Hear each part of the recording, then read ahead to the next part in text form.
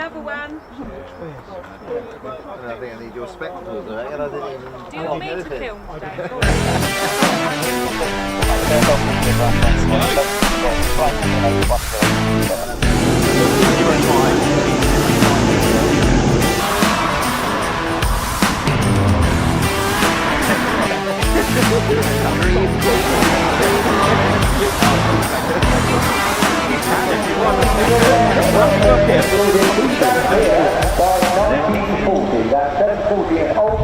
How we doing, ladies, gents and teddy bears?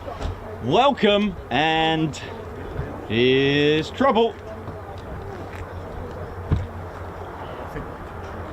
Welcome to RAF Lakenheath, ladies, gents and teddy bears. Thank you.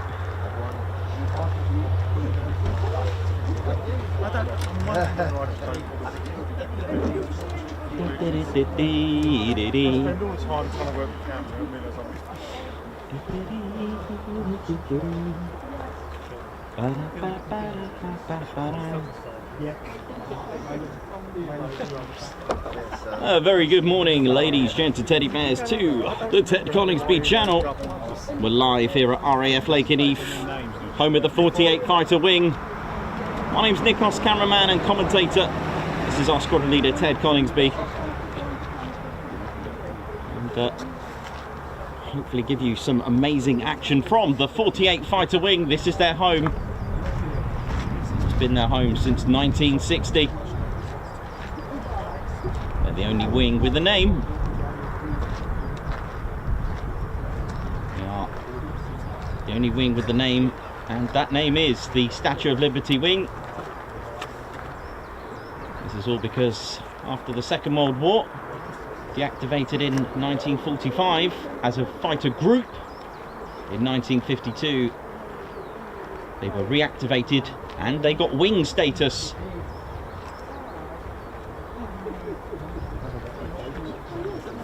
And that was in Chaumont Air Base in France. And for those that know Chaumont, Samontier region, not far from the workshop of Baffoldi, who made the Statue of Liberty Wing. Sorry, who made the Statue of Liberty, and it seemed fitting to name the wing the Statue de la Liberté.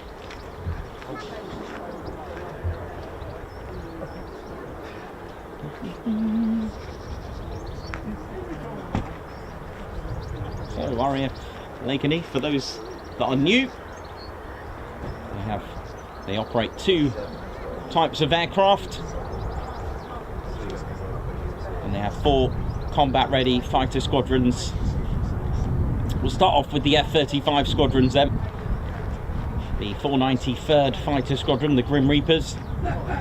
They were the newest to transition to the F-35 in 2022 as they said goodbye to their F-15 C and D models. And it was the 495th Fighter Squadron, the Valkyries, who were inactive for 30 years from 1991 when they became inactive, operating the F-111 Aardvark. They had a different nickname to, or at least they had a different nickname to what they have today. They were known as the Thundervarks between 77 and 1991, operating the F-111 Aardvark. But on the 15th of December 2021, when they arrived here, they came here with a new nickname, the Valkyries. Mala ipsa nova is their motto, which means bad news itself. And they made the 48 Fighter Wing the first ever wing of USAFE to operate the F-35A. The 48 Fighter Wing is part of the 3rd Air Force, which is the HQ for USAFE, or United States Air Force in Europe and United States Air Forces in Africa. They're based, and HQ is at Ramstein Air Base. The 3rd Air Force have under their wing 10 units.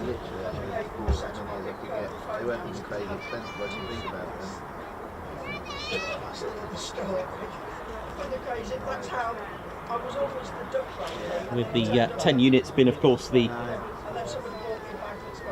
48th Fighter Wing, the 31st Fighter Wing, the 406th Air Expeditionary Wing, the 435th Air Ground Operations Wing, the 86th Airlift Wing, the 39th Air Base Wing, the 100th Air Refuelling Wing, of course based at RAF Mildenhall, and also the 52nd Fighter Wing, 501st Combat Support Wing, again they're based at Mildenhall, and the Heavy Airlift Wing, which operates at Papa Air Base in Hungary.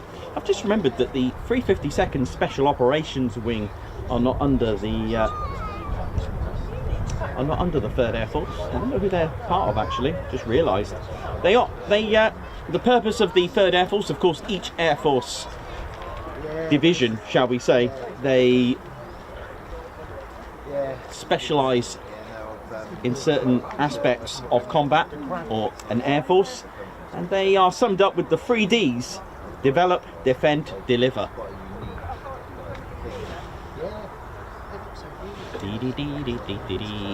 So, you may have guessed, they are using runway 05.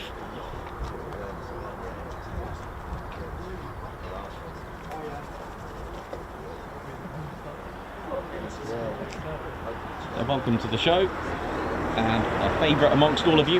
Now, the 48th Fighter Wing, that makes up a whole wing of trades within. So you've got the you've got various trades of special forces, LE desk, all the maintenance crew, maintenance teams, fighter generation squadrons, the 48th medical, the communications squadrons as well, the operations squadrons. But the actual flying component is the 48th Operations Group. Now, we mentioned the F-35 squadrons. The other 2 squadrons, they operate the F-15E Strike Eagle. For many, that's one of your favourite. And the F-15 legacy still lives on. And let's face it, with its reputation of over 100 aerial victories with 0 losses in aerial combat, it's quite easily said, without being flawed, that it's probably is the most successful, I would say is the most successful fighter in history, or at least fighter jet in history. Squadrons operating this are the 492nd Fighter Squadron, the Mad Hatters, locally known here as the Bowlers, spelled B-O-L-A-R-S, but it's still in relation to the bowler hat, with their headgear niche, shall we say. And last but not least are the Panthers, the 494th Fighter Squadron. A big shout out to all of those who operate here at RAF Lakenheath. Welcome, and all our viewers, good day, good morning, good afternoon, good evening, wherever you're watching from in the world. Hope you're all good and well.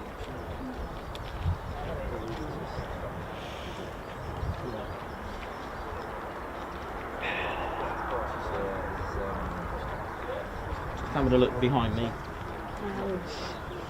Yeah, you see a lot of people always excited, and the buzz is all about the quick climbs, but like I said, cloud base in previous streams, cloud base and weather gets the final say, and we had that classic mist that you get around farmlands and bases, especially at low flat lands and the fens. We do get a lot of that sort of cozy mist that just doesn't want to shift, but it has shifted. I'm looking at the cloud base now. It's a bit scattered. There's a few clear breaks, but we'll see what we're going to get.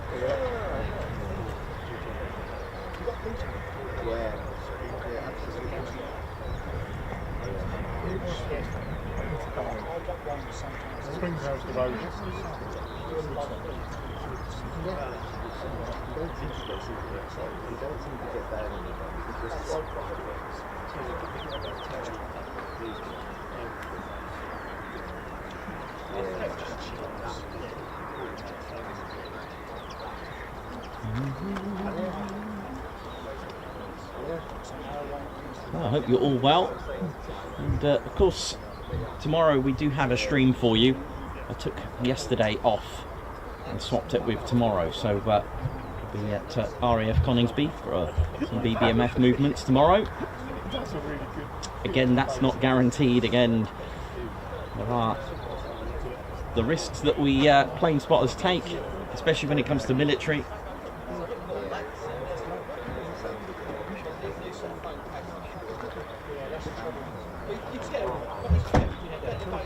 just waiting for aircraft to appear on the screens. So they are, like I said, using runway 05, which means they're coming towards us.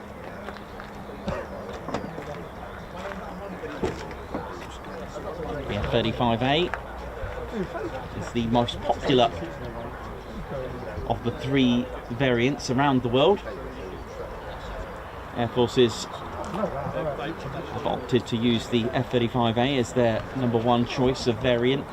The F-35A is your 9G pull-in, stealth, visibility, 43,000 pounds of thrust break-in with their Pratt & Whitney F-135 PW100 engine. That's a huge turbofan, ladies and teddy bears. It is a CTOL aircraft, 18,000 pound of payload. It's max speed of Mach 1.6. It's a fantastic 5th generation aircraft. The other 2 variants as well, the B variant, the F-35B, that's your STOVL, that's short takeoff and vertical landing. We do have those in this country. We have them based at RAF Marham with 3 squadrons, 2 RAF, 1 Royal Navy. There is an OCU 207 squadron, but they do train both Royal Navy and Royal Air Force. There's also the 617 Dambuster Squadron and the Royal Navy's 809 Royal Naval Air Squadron, the Immortals. Short takeoff and vertical landing, again max speed at Mach 1.6. Short takeoff and vertical landing. G rating at +7 for the airframe. It is a lot heavier. It features the Pratt & Whitney's F-135 PW600, and it's almost double the size as they've added the Rolls-Royce lift system to it, which comprises of the shaft to power it, so directly from the fan, the big turbo fan of the Pratt & Whitney's F-135 into the PW600 version.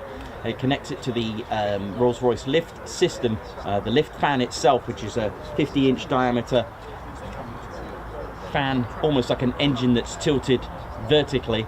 It's almost like having a helicopter inside your aircraft, inside your aeroplane. Got roll posts, and underneath the lift system, these grills that can actually control the aircraft to move forward or back in vertical in its STOVL mode.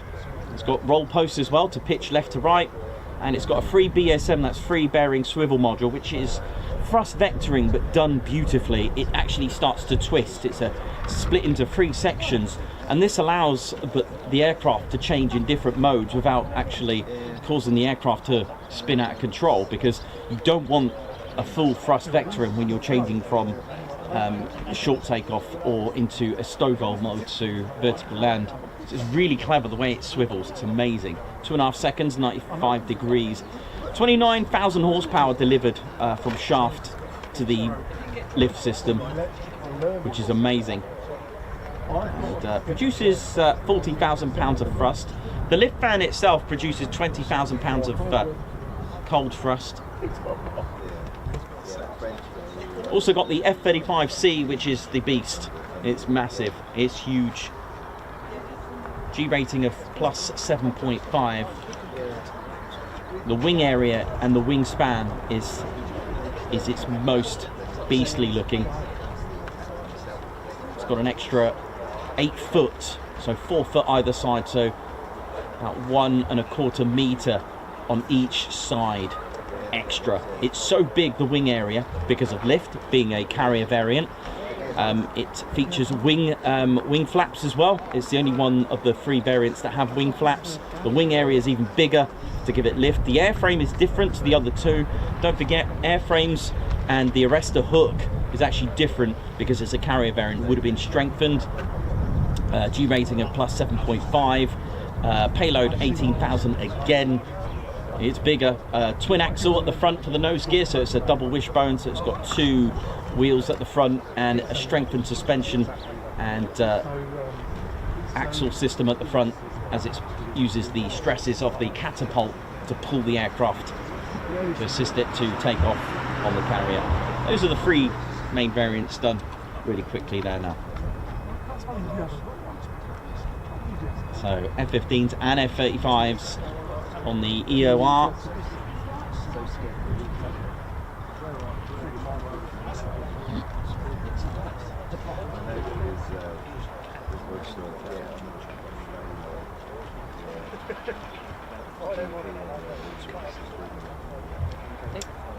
Oh, hello. Flight Sergeant Montague, if you want to. Yes, I'll put him on in a bit. Just been released. He's just been released. That's fine. Montague. Montague, we've got Flight Sergeant Montague, we've got. I'll put him on quickly now. Flight Sergeant. Flight Sergeant. And just got another guest bear today. Flight Sergeant Montague. Hello there, how you doing? Oh yes. Oh, nice to see you. Nice to meet you. How you doing? I am good. Jolly old show, yes. Sounds a bit like Wingy. Thank you. He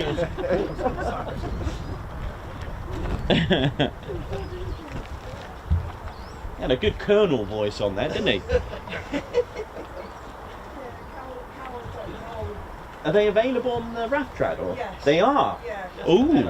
If you want to buy flight... If you're lucky, the duck lady might get some more. Oh, the crazy duck lady's back. She's back.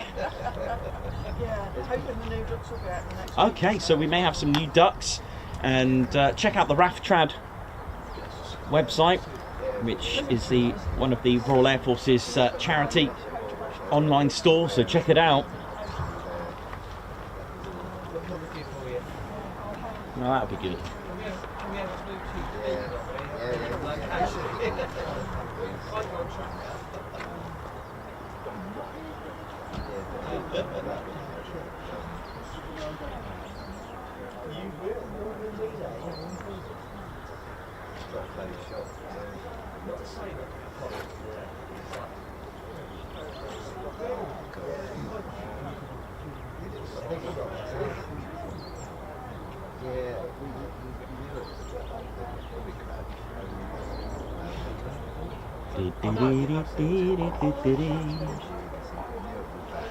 And of course, ladies and gentlemen, your you sent it. Ted Coningsby channel. Would like to ask for your support. Don't forget to hit the like button and of course subscribe to your one and only Ted Coningsby channel, and marry it up with the notification bell button as well, so you don't miss out on the latest and greatest live streams and videos, posts, and all our commitment to military aviation. Ted Coningsby, again, doing things right for the flight. We don't just rack up and stack up. We have made contact. We always let the base know where we are and what we're doing. It's always nice to hear from them. So big shout out to all the base crew. How are we all doing? Hope we're all good. So we've got F-15s on the left, and we've got our F-35As. Oh, there's another one. We've got F-35s on the right there. These are the A variant. And another one. Let's see what we're gonna get. You can fit 6 aircraft on each EOR. There are 4 in total. So there'll be two free end, which is the North EOR and the South EOR, and of course, as you can see, the 05 North EOR, and to the left where the F-15s are, that's the South EOR for 05. Seems to be getting full.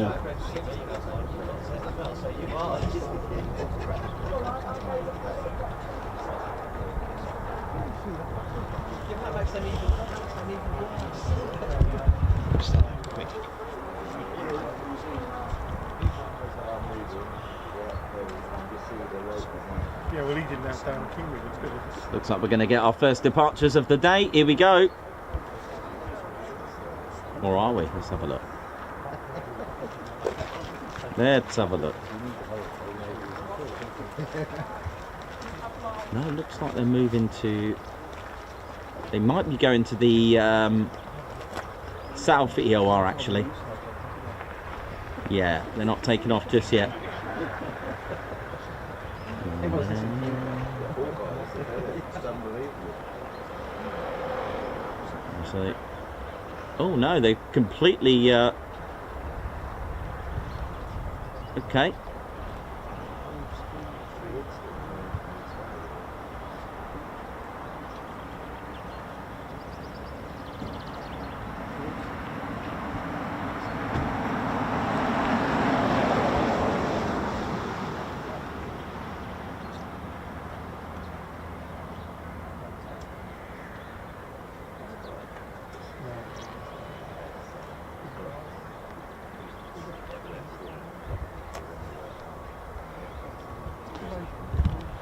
Okay, so they're not taking off just yet. So just keep an eye on that EOR. Maybe they'll. Sure, what's happened there? Never mind.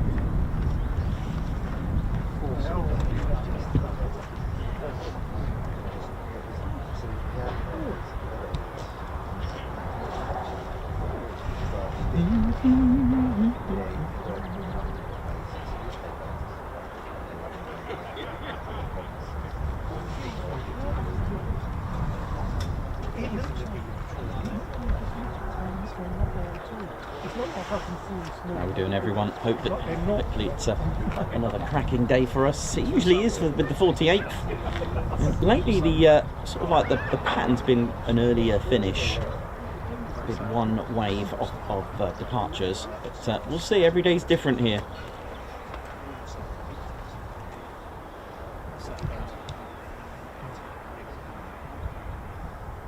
Yeah, still got our 2 F-15s on the left and 4 F-35As on the right.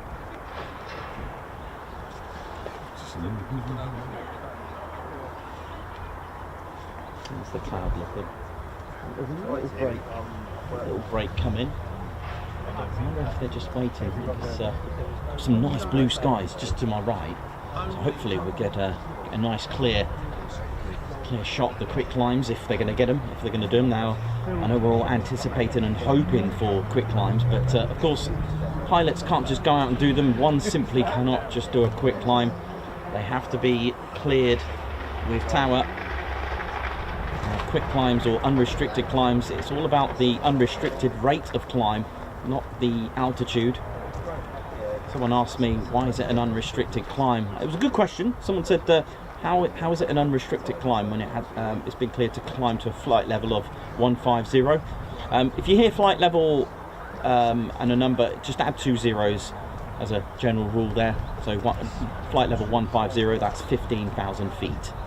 And it's the rate of climb. You see, the reason why it needs to be cleared and you can't just go and do it is you've got a very fast moving aircraft, and ATC need to make sure that the airspace is safe and clear.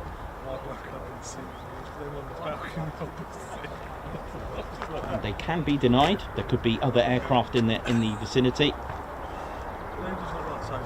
but on a tactical military purpose of doing a quick climb or unrestricted climb, that will get to their flight level quicker, clears barriers on airfields that need to be or that are under attack. Again, a way to get off your runway if the runway is damaged from attacks, or if the runway has been shortened from damage, if they need to scramble. Your unrestricted or quick climbs are your best bet.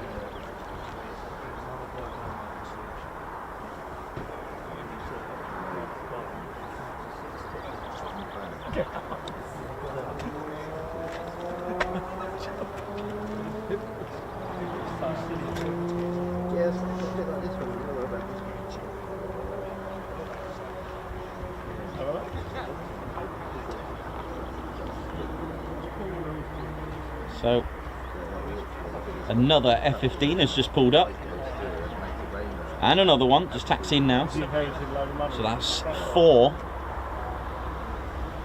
F-15E Strike Eagles. LN tail code. Not as much heat haze as we've had before. I can actually read LN on that one.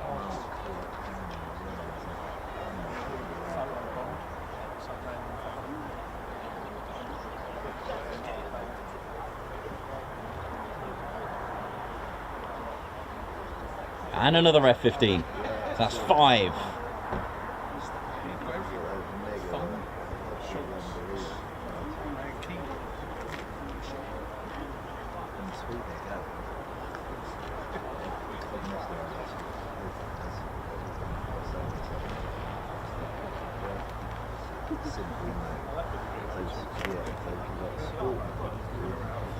So for those wondering why they're using runway 05, it's all to do with the wind. Aircraft take off into the wind, okay, so which means the wind is blowing towards them right now. And that's all to do with a more efficiency. Aircraft have been designed to take off into the wind. They create more lift. It's almost like getting an extra free economical boost. And they use the same runway for landing. Landing into the prevailing wind or into the wind slows you down, helps drag to slow you down to assist in landing. Tailwind, of course, would not be very economical, believe it or not. It's weird, isn't it, to think like that? You'd think, when I first started doing this, I always thought the wind, surely it'd be better behind you to push you on takeoff, but it doesn't work like that. They can do it, but it's not wise to do it.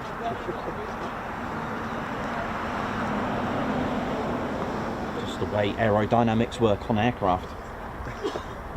I mean, naturally, as you drive your car, if you stick your hand out, the wind is literally that aerodynamic. You can feel the drag on your hand being pushed. Doesn't come the other way, right? But if you start angling your hand in a different way, your palm of your hand in a moving car, you can feel the changes. You know, if you have your hand like this, and you're moving this way, pushes you up, right? You turn it that way, it pushes you down. You know, those are how, you know, some basic physics of aerodynamic, and you can actually build your own little airfoil. You can actually build your own little aircraft, and you can pin the wings using like cocktail skewers, wooden skewers. Get a hairdryer and just watch it lift. Maybe it's something me and Ted can show you one day, just to show you how aircraft actually lift on takeoff. It's quite interesting, really cool. We'll have to do that, Ted and I. Maybe make a little plane, paper plane, and the reason for putting it on the skewers, you can hold it down and just watch it fly with a hairdryer. It's amazing. So it doesn't actually go anywhere, it just goes up and down. It's really cool.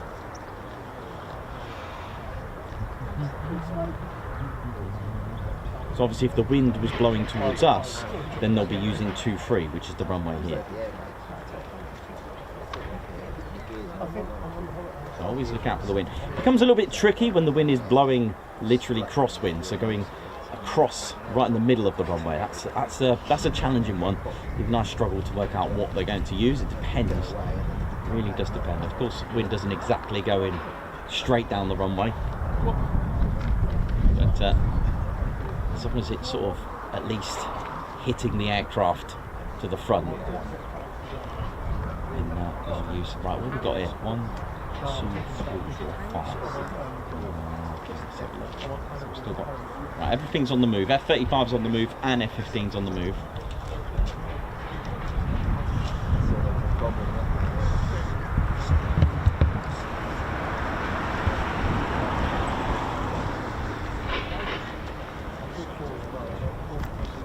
Okay, here's our first takeoff. Here we go.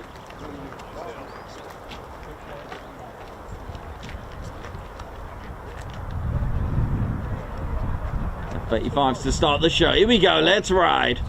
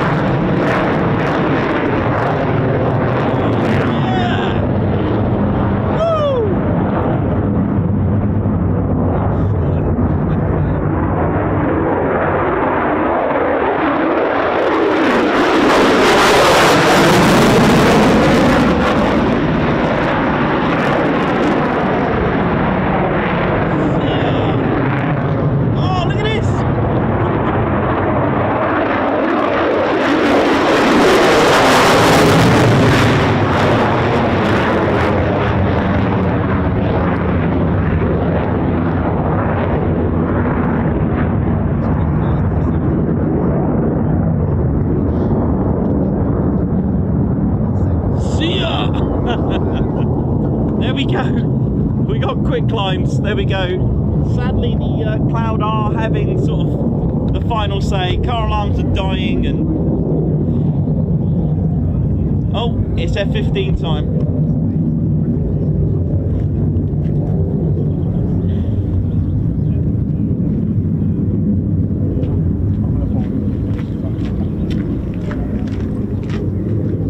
Now the F-15s are a little bit heavier, so they take a little bit longer to pull up, but let's see what we're gonna get. Here we go. Oh, come on, keep it low for the show.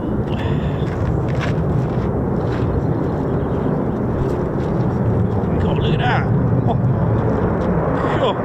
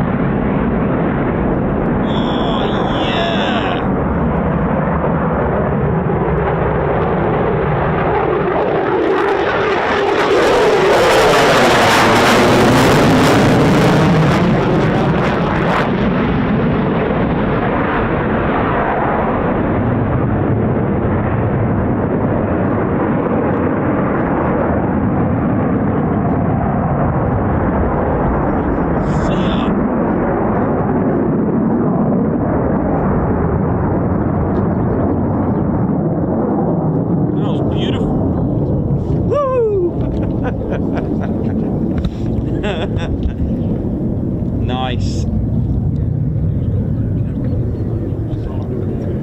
Ted is gone, mate. Ted's just trying to find it at the minute.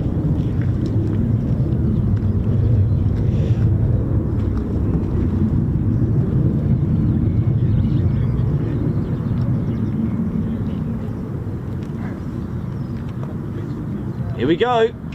Send it.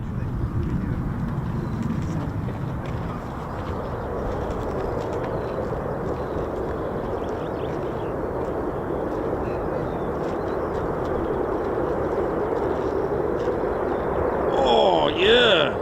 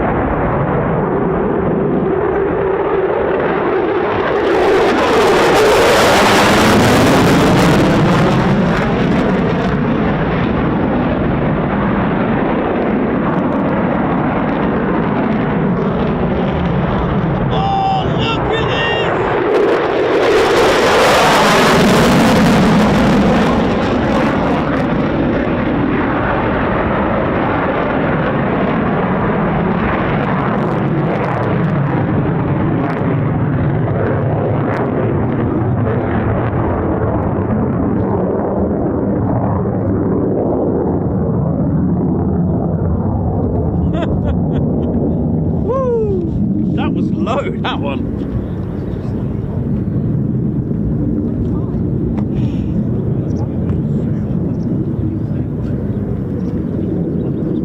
We still got more.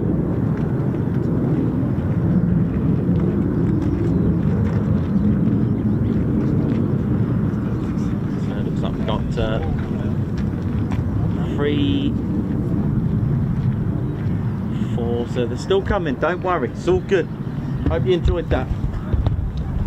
Although the cloud is a bit scattered. Some of them we were lucky, and some of them they were short-lived, but nevertheless it's still awesome to see. Hit the like, share the stream. Don't forget to hit the care button. Share it to your socials. It's such an honour to see you all share the stream to social media. You can click the share button. We call it the care button.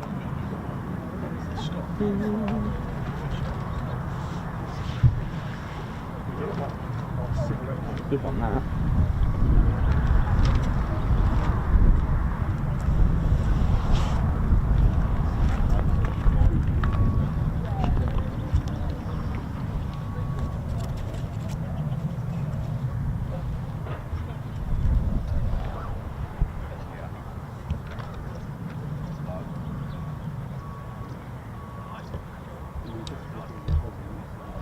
Welcome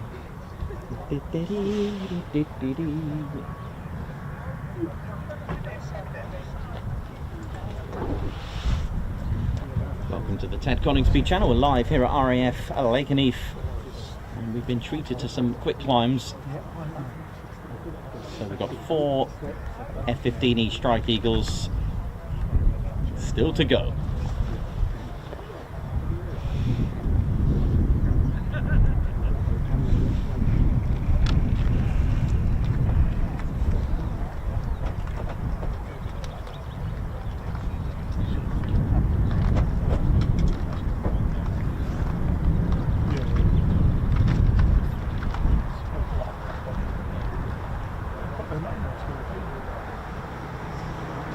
Thanks for joining us here at Lakenheath in Suffolk. A little cool breeze at the moment.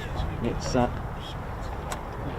just coming up to 7 minutes to 9 here in the morning. And it's getting there. The clouds are sort of breaking up a little bit. Quite nice though, because sometimes if the sun's just behind it, we can get a nice non-sharp light, which is quite nice.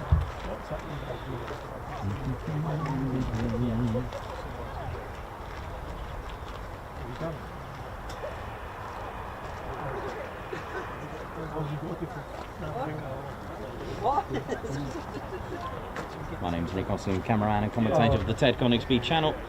Welcome to the show. And it's not our last of the week. We've got one more to do tomorrow. Oh yes. Are you unlimited?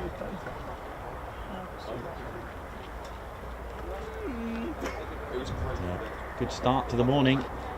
So at least you got to see the differences between a local climb out, as they call it here. Now local climb out is specific to here. Okay, you won't really hear that at Coningsby or Marham. They don't say that. They just either request a performance takeoff or just a takeoff. Local is specific to here. You may hear standard climb out at Mildenhall. Don't forget you've got a tilt rotor, so they could do a vertical takeoff, they could do a vertical landing.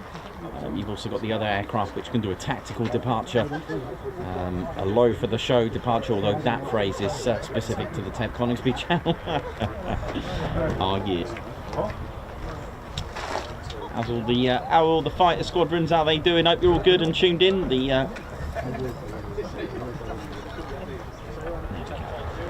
Another F-15, so that's 5 in total. So expect more. And again, everything to do with departures of the fighter level is all to do with thrust to weight ratio. We've always said that, although the Pratt & Whitney F100 229s that are in the F-15s, they produce 29,000 pounds of thrust, and that's a combined thrust of 58,000 pounds.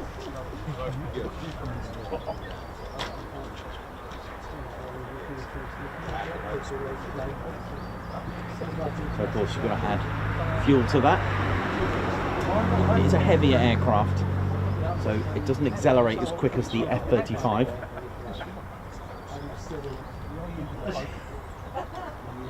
So the empty weight of the F-15 is quite heavy.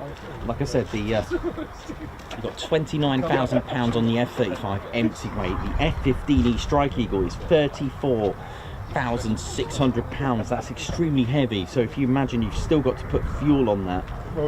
It's got a max takeoff weight of 81,000 pounds, but of course performance takeoffs and quick climbs won't do. So it depends. So if you were to put in a small amount of fuel, it could do. I mean, you've seen the way they lift, they can do a performance takeoff, but it is a heavier aircraft, don't forget. Again, with the F-35A with 29,000 pounds empty weight, by the time you add a little bit of fuel, this could potentially do. I asked an F-35A pilot from here, from Lakenheath, I've asked him about quick climbs, and I've asked them about can it do a performance takeoff, because it can do it.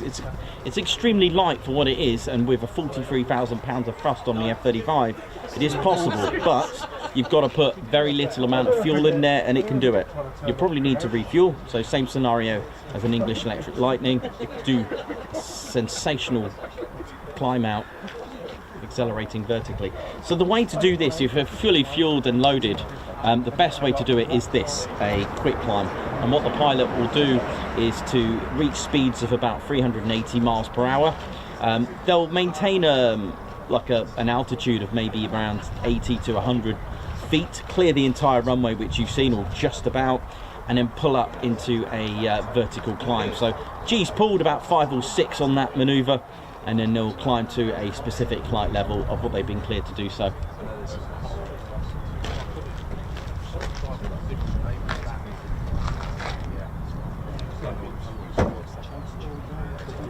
Okay, looks like we've got another departure coming up. Here we go, F-15 time.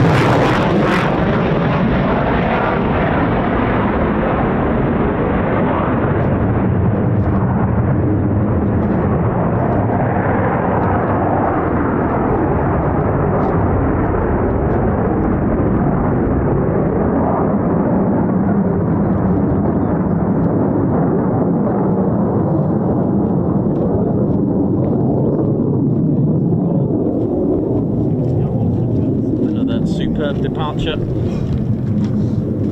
Getting there with the clouds, we're getting there. 2,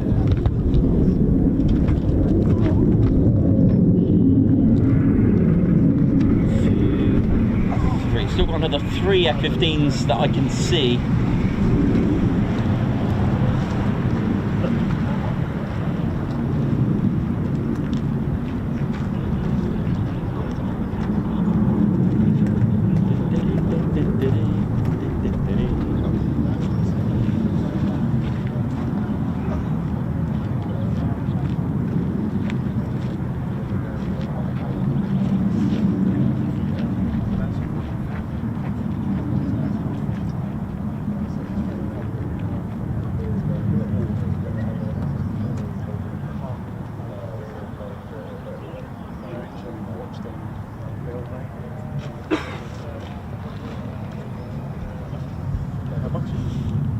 Okay, we've got another F-15 on the move. Let's keep a little look on that, see what it's going to do.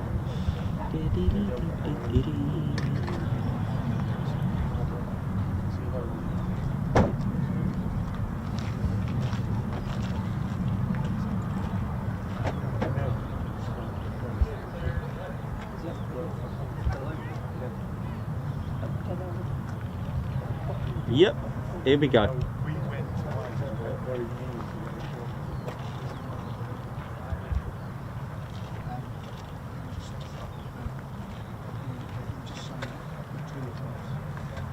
Two more to leave the floor. Here we go.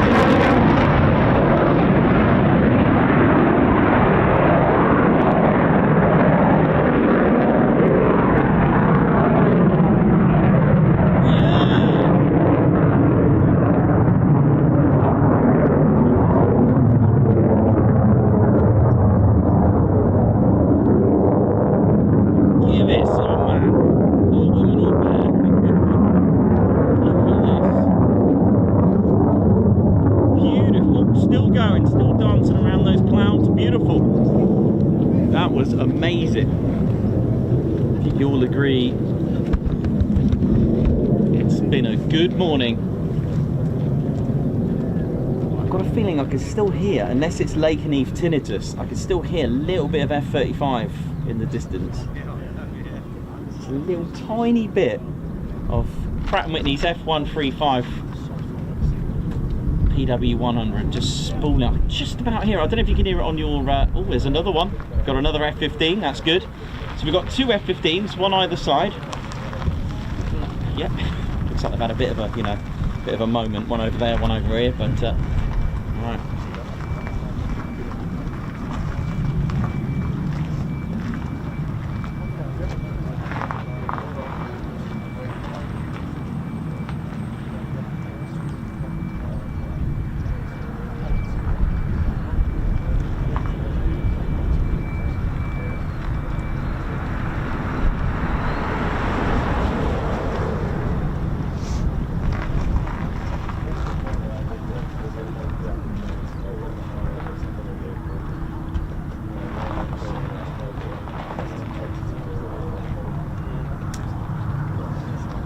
Coningsby channel. Hope we're all good. How we all feeling? How we're doing? Right, let's have a look what we got on the show. Aspen, how you doing, Aspen? What up? Watching from West Coast. Hope you're all good. Kieran Harvey, Lorraine at Nomadic. Lorraine watching from Orkney. Mayhem Marshy. Davey, Mark Richards, Marnie, Cloud Collector, Angela Farley, Joshua Brown, Christine Barnes. Angela, where's Andrew? Hope he's all good. Hope we're all good. Remco DeVray, Christine Barnes, Stuart Skeggs, how you doing? Hope you're all good. Muzz Mason, thank you very much as well for gifting 5 Ted Coningsby memberships. Squadron Leader Ted Coningsby will be giving you a Guards March very shortly. Tony Rivers, how you doing? Alan Stratton. Stuart G. Matt Foster, how you doing as well? Good morning to you. Welcome to the show. Mortsy, Neil, NG Auto Art, hope you're good. Christine Barnes, Mark Dudley, Alan Gates. How's it going?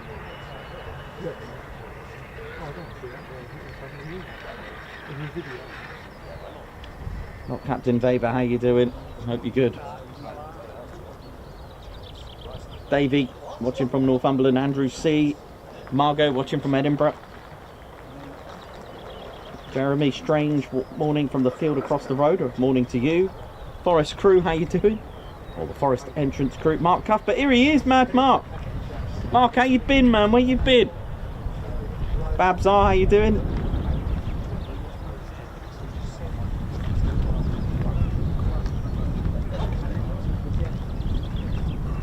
Let's see what else we get. So just so we've still got 2 F-15s, one either side, one on each EOR at the moment.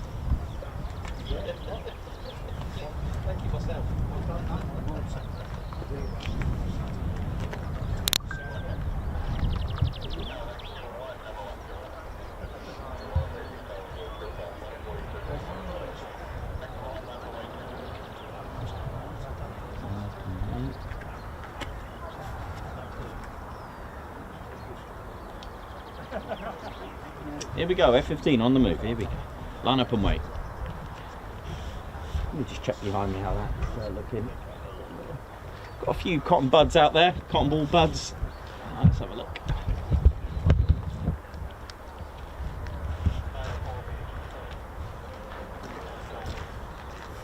And they're both on the move. So we've got 2 more F-15E Strike Eagles ready for departure. Line up and wait, here we go.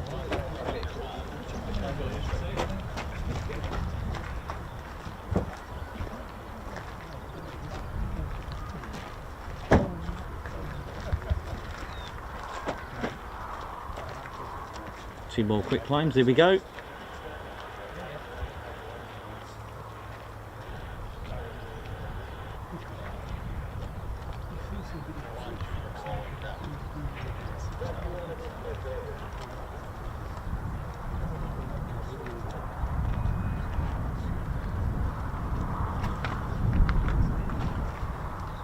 Here we go, send it.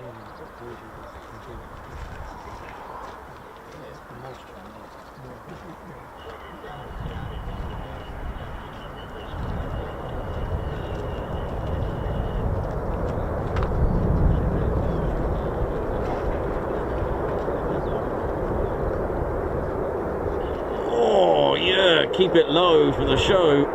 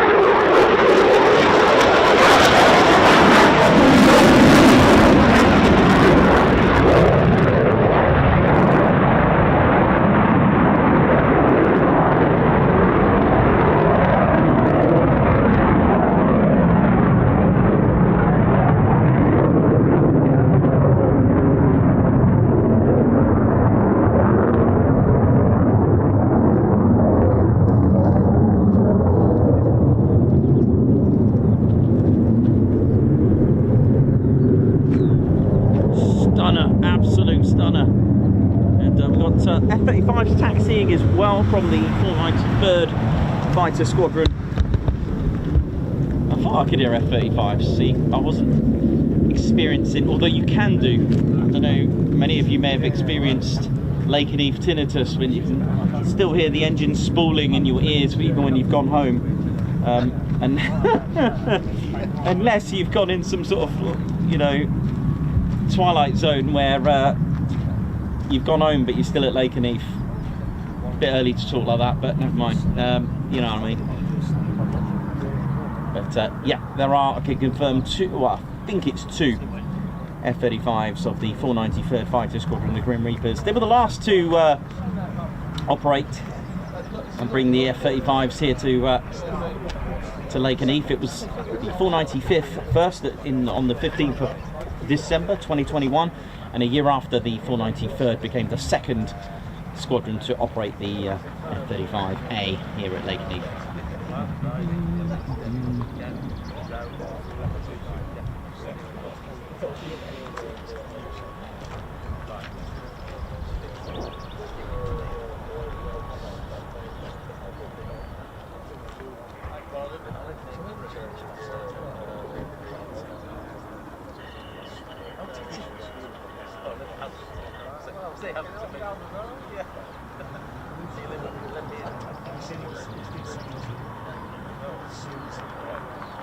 Michael Woodbridge, how you doing? Mark Riches, Mark Garwood, oi oi to you.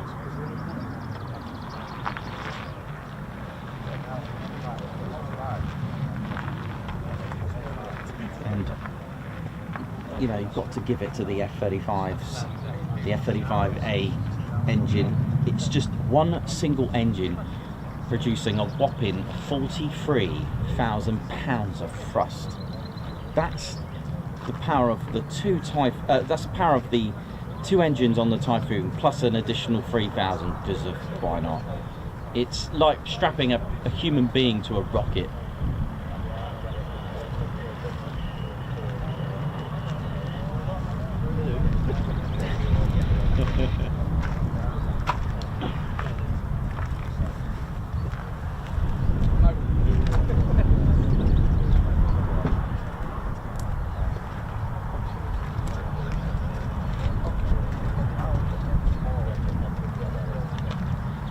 Trouble. So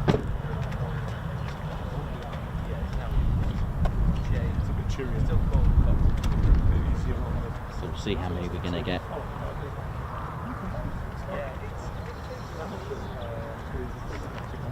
We've had easterly winds for quite some time now. You may have noticed that Coningsby and Lakenheath have been using runway 07 and 05. That's all to do with the easterly winds.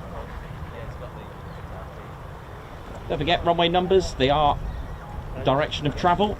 They are based on the 360 degrees on a compass. That's right. So, if you were to get your compass, and if you imagine you're there, right here, with your compass in your aircraft, take a bearing, get it, you will take a bearing about, I'm going to make this up because obviously it changes every year or at least every few minutes. technically, because of magnetic north, but we'll go into that in just a second. So you take a bearing, let's just say it's 52 degrees, all right, on your compass. That's sort of like an easterly, you know, that's your easterly heading, okay, on a compass. So what that means is, okay, 52 degrees, why is it not called runway 52 or runway 52? There is a reason for that, just really quickly. It's because it sounds like a runway heading. So if they said turn left heading 52 or runway 52, that would be really strange. So what they do to calculate the runway number, all you've got to do is round it off to the nearest 10. So 52 would be 50. Then you take off the last digit, leaving you 5. So that's runway 05. Go to the other end. If you were to be here, okay, get your compass, you'll get a reading of something like 232 degrees. Round it off the nearest 10. That's 230. Take off the last digit, runway 23. Now you pronounce runway numbers individually, each number, so 23, not 23, it's 23. That's to stop any confusion with any instructions from ATC, all right? Again, they don't call it runway 232 because it sounds like a runway or a heading for a pilot, an instruction for a pilot to turn into. Now, I mentioned there about magnetic north. That's right. So if you've got your compass, it's pointing to magnetic north. And the problem is magnetic north is actually changing every second, right? But obviously, over time, over a few years, this can change drastically. So if it goes, basically we said, 52 degrees, round off the nearest 10. If it went 4 degrees more, let's say it went to 56 degrees, well, when you round it off the nearest 10, it'll be 60. So it'll be runway 6 or 06. And then the other end will be runway, so let's do the maths, 236 degrees, round off the nearest 10 is 240, take off the last digit, 24. Now you're going to notice something here. The difference between the runway numbers is always 18. So Coningsby's 05 and 25, that's 18. Runway 12 and 30, that's 18. Runway 01 and 19, that's 18. Why is that? It's because the opposite end is 180 degrees. There you go. That's how, and that's why every few years, what up? Every few years they have to do a bit of scrubbing and repaint work on the runway numbers. And Lakenheath changed its runway numbers last year, and then before that was Marham as well. Now, not all runway numbers that are 05 and 23 will change at the same time. It depends where you are geographically in the world and in the country. The more north you are, the more you are affected. So Canada has a bit of a problem where they decided to use true north or geographic north. That's those blue lines on your map. If you've got an OS map, those lines, that's true north. Although I don't think it is true, because it's not true really, is it? But anyway, just to give you a bit of guidance, which is why I always thought this when I first started this out, before I was doing like orienteering, is the fact that why bring out a map next year that stone hasn't moved, or every few years they bring out a new one? It's because magnetic north changes and they give you the magnetic declination. So when you're using the map, it will tell you how much to turn it to west or east. West is best, east is least, that kind of thing, to adjust your bearing by about whatever degrees the declination is. So if north may have moved, magnetic north may have moved when that map come out, or by the time it come out, so they give you the latest and greatest.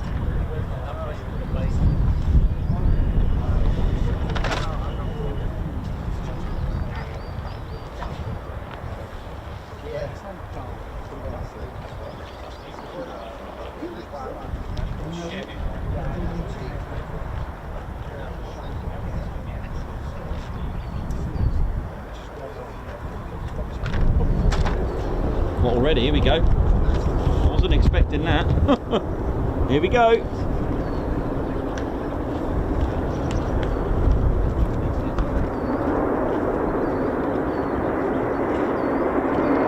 Gotta listen to this.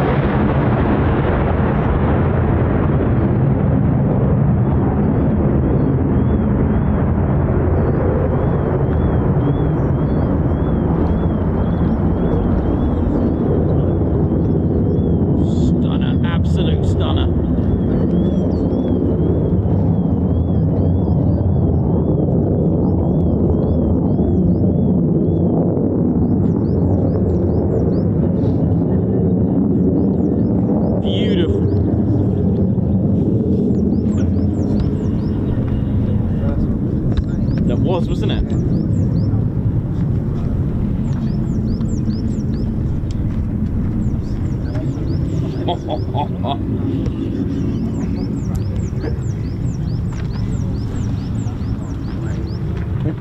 did alright. Yeah, it was good. That was unreal.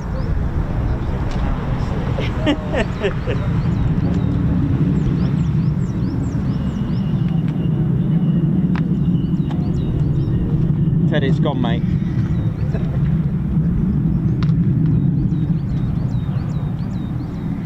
So's the beret down. Yeah, beret recovery team. But luckily it didn't go too far. Our record is must have been about 10 metres RAF Valley on that windy day. I might have to start getting like tape measures out and see what the record is. Could be in a new Olympic Games. Chuck beret.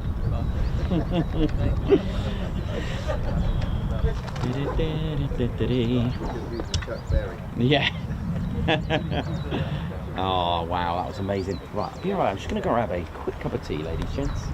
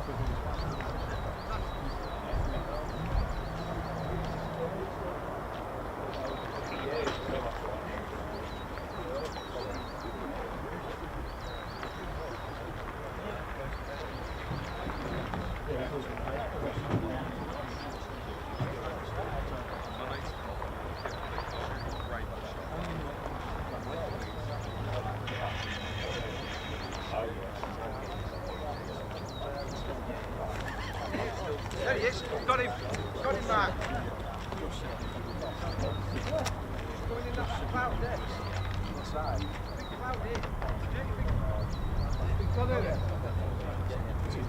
This cloud here.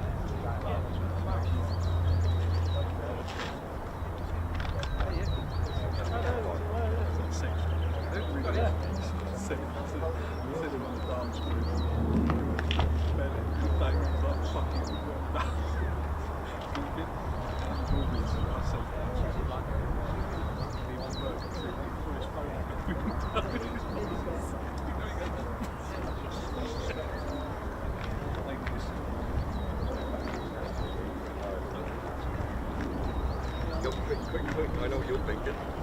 800. No, I'm not. Definitely not. Come on, go for him, is it?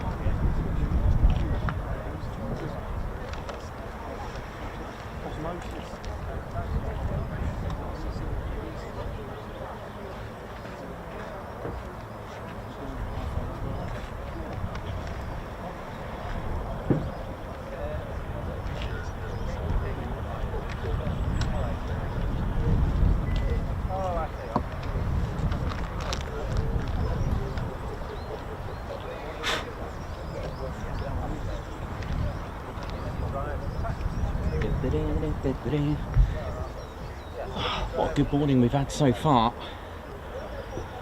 Hope we're all good, ladies, gents, teddy bears. Just having a quick cup of tea. Hope we're all well. Hope we're good. And bit of a later start today due to the mist. Very atmospheric though, very atmospheric.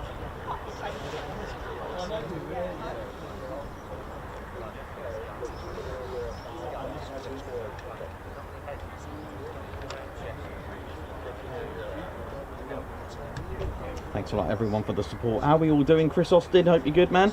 Hope you're well. Thank you very much as well for all your support. Ah, Chris, good to see you, mate. Good to see you on in. Hope to see you at the end of year party. Don't forget, still got tickets available for the Ted Coningsby's end of year party. And that's at the held at the Petwood Hotel. Tickets are still available. They're £22 per person, and it does include a buffet as well. And we've got charity auctions, charity raffles, and this year we're raising money for Just Jane at our party. Last year we raised over £2,000 for Sally B. £2,200 I think it was. Thanks to all of your donations and contributions as well, and thanks to all of you who contributed items to the charity to the charity auction and the raffle as well. That was really, really awesome. So a big shout out to those who contributed in that way, and also those who took part in the auction and the charity raffle.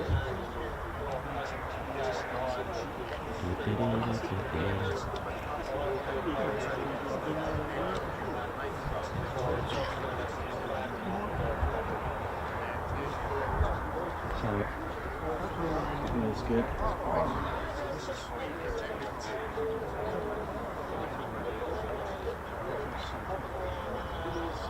Oh, that tea's good.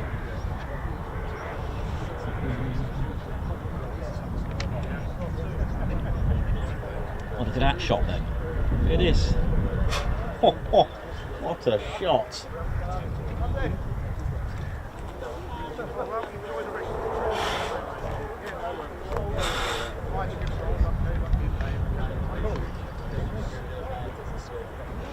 I think it's a full send at Mildenhall at this rate. I think they're going to get a lot of C-17s.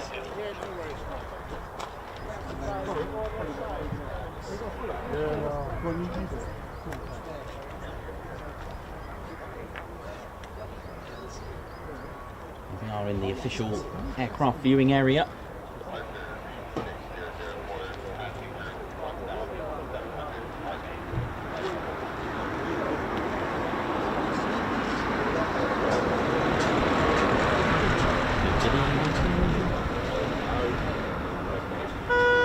Oi, oi. Hope we're all good. Let's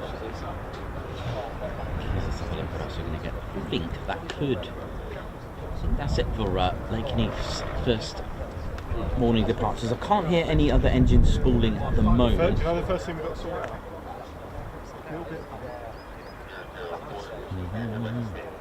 Have we got any? Have we got any back there?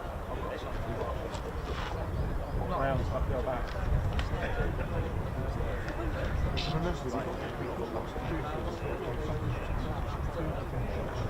Ted and I have been reading the Mike Sutton's excellent book Typhoon. If you've not read it, always recommend that one for you to check out. Absolutely incredible.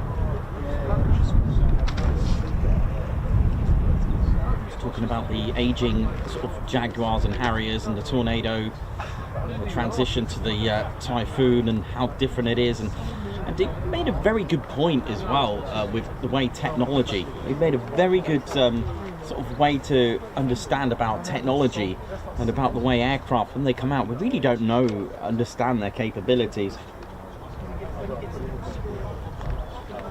He made a really good point actually. Let me just put this cup down. I don't think there's any more.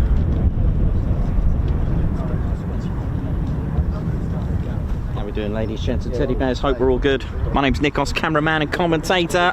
Oh yeah, hope we're all good. So yeah, just been reading a really excellent book, really recommended by myself and Ted, the Typhoon. It's called Typhoon by Mike Sutton, who was with 11 Fighter Squadron at Coningsby with the Typhoon. Talked about exercises, talking about actually in the battlefield, talked about his experiences in QRA as well. And he made a really interesting point. If I get the Typhoon and an F-35, for example, I've got them here with me, you know, as you do, you carry around pocket Typhoons and F-35s. But he made a really good point because, you know, someone mentioned the Tempest today to me, and it's like we don't really know what it's going to be like. I mean, so Mike Sutton made a good point about the fact that, you know, Formula One racing cars, okay, they're updated annually, they're upgraded and, you know, annually, but things like the Typhoon, the F-35, they, you know, decades, you know, a couple of decades sometimes, 10 to 20 years by the time the aircraft comes out. And he was speaking about, you know, the F-15, you know, over 100 aerial victories with 0 losses in aerial combat. And, you know, it's remarkable because he did make a good point. You bring out an aircraft and you don't really know its capabilities. He did make a very interesting point about it. Also, we don't know what role it's going to serve. But he did make a good point about when something new comes out, it means the end of life for something else. And he made a really good point about technology. And by the time it comes out, he made that sort of comparison with Formula One cars, and the fact that, you know, the Tempest, when's that going to come out? I don't know, 2040, 2035, I don't know. But when it does, how do we know what it's going to be like? What other aircraft are they going to be out? So he made this really good comparison and said it's like designing and building a Formula One racing car now and then expecting it to race in, let's say, 2035 and 2050. It's like, you know, how's that going to, you know, you're stepping into a world of unknown, and you've got, you know, the developers and designers have got to be able to have avionics in there and technology in there that are going to be sort of in line with what's out there in 10, 15, 20 years time. It is quite remarkable to think of it like that. And, you know, and the way you know, and okay, we don't really talk about politics on the channel, but again, the government play a major part in each aircraft and its role. So it depends of, you know, what the aircraft is being designed to do and what role it's going to play.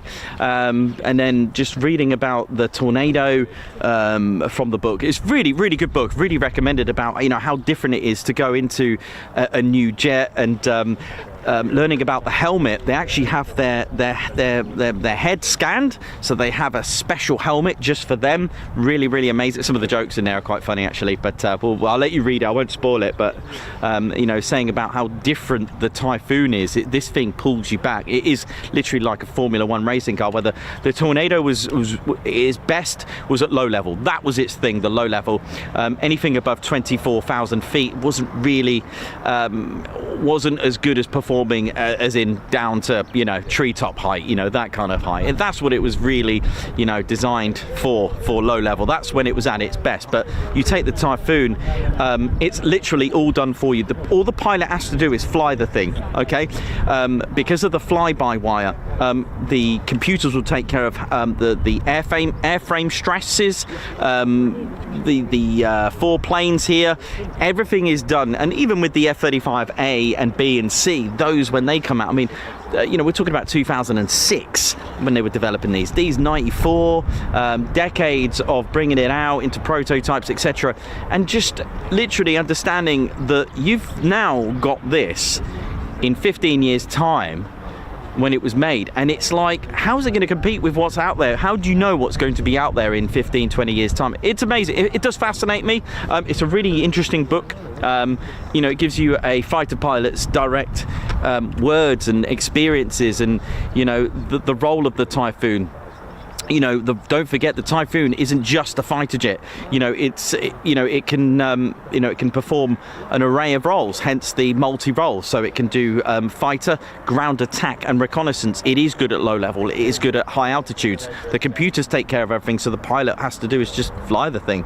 It is absolutely incredible to learn how amazing this Typhoon actually is. It's wonderful, it really is. And you know, with stealth technology and the technology, you know, in its own right improving every year, I wonder what future aircraft they're going to have. But I've always said this, don't worry about that. Just enjoy what we got now, enjoy what we have, and enjoy what they do, because you know, everything does have an expiry date. You know, everything does have expiration dates, because something else will replace it eventually. I've always said this, you know, it's like actually it was Mike Sutton that said this.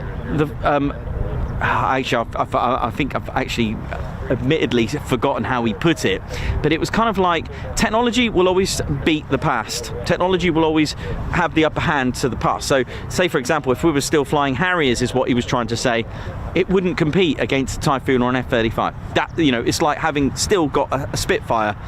You know, it could not take on what we have today.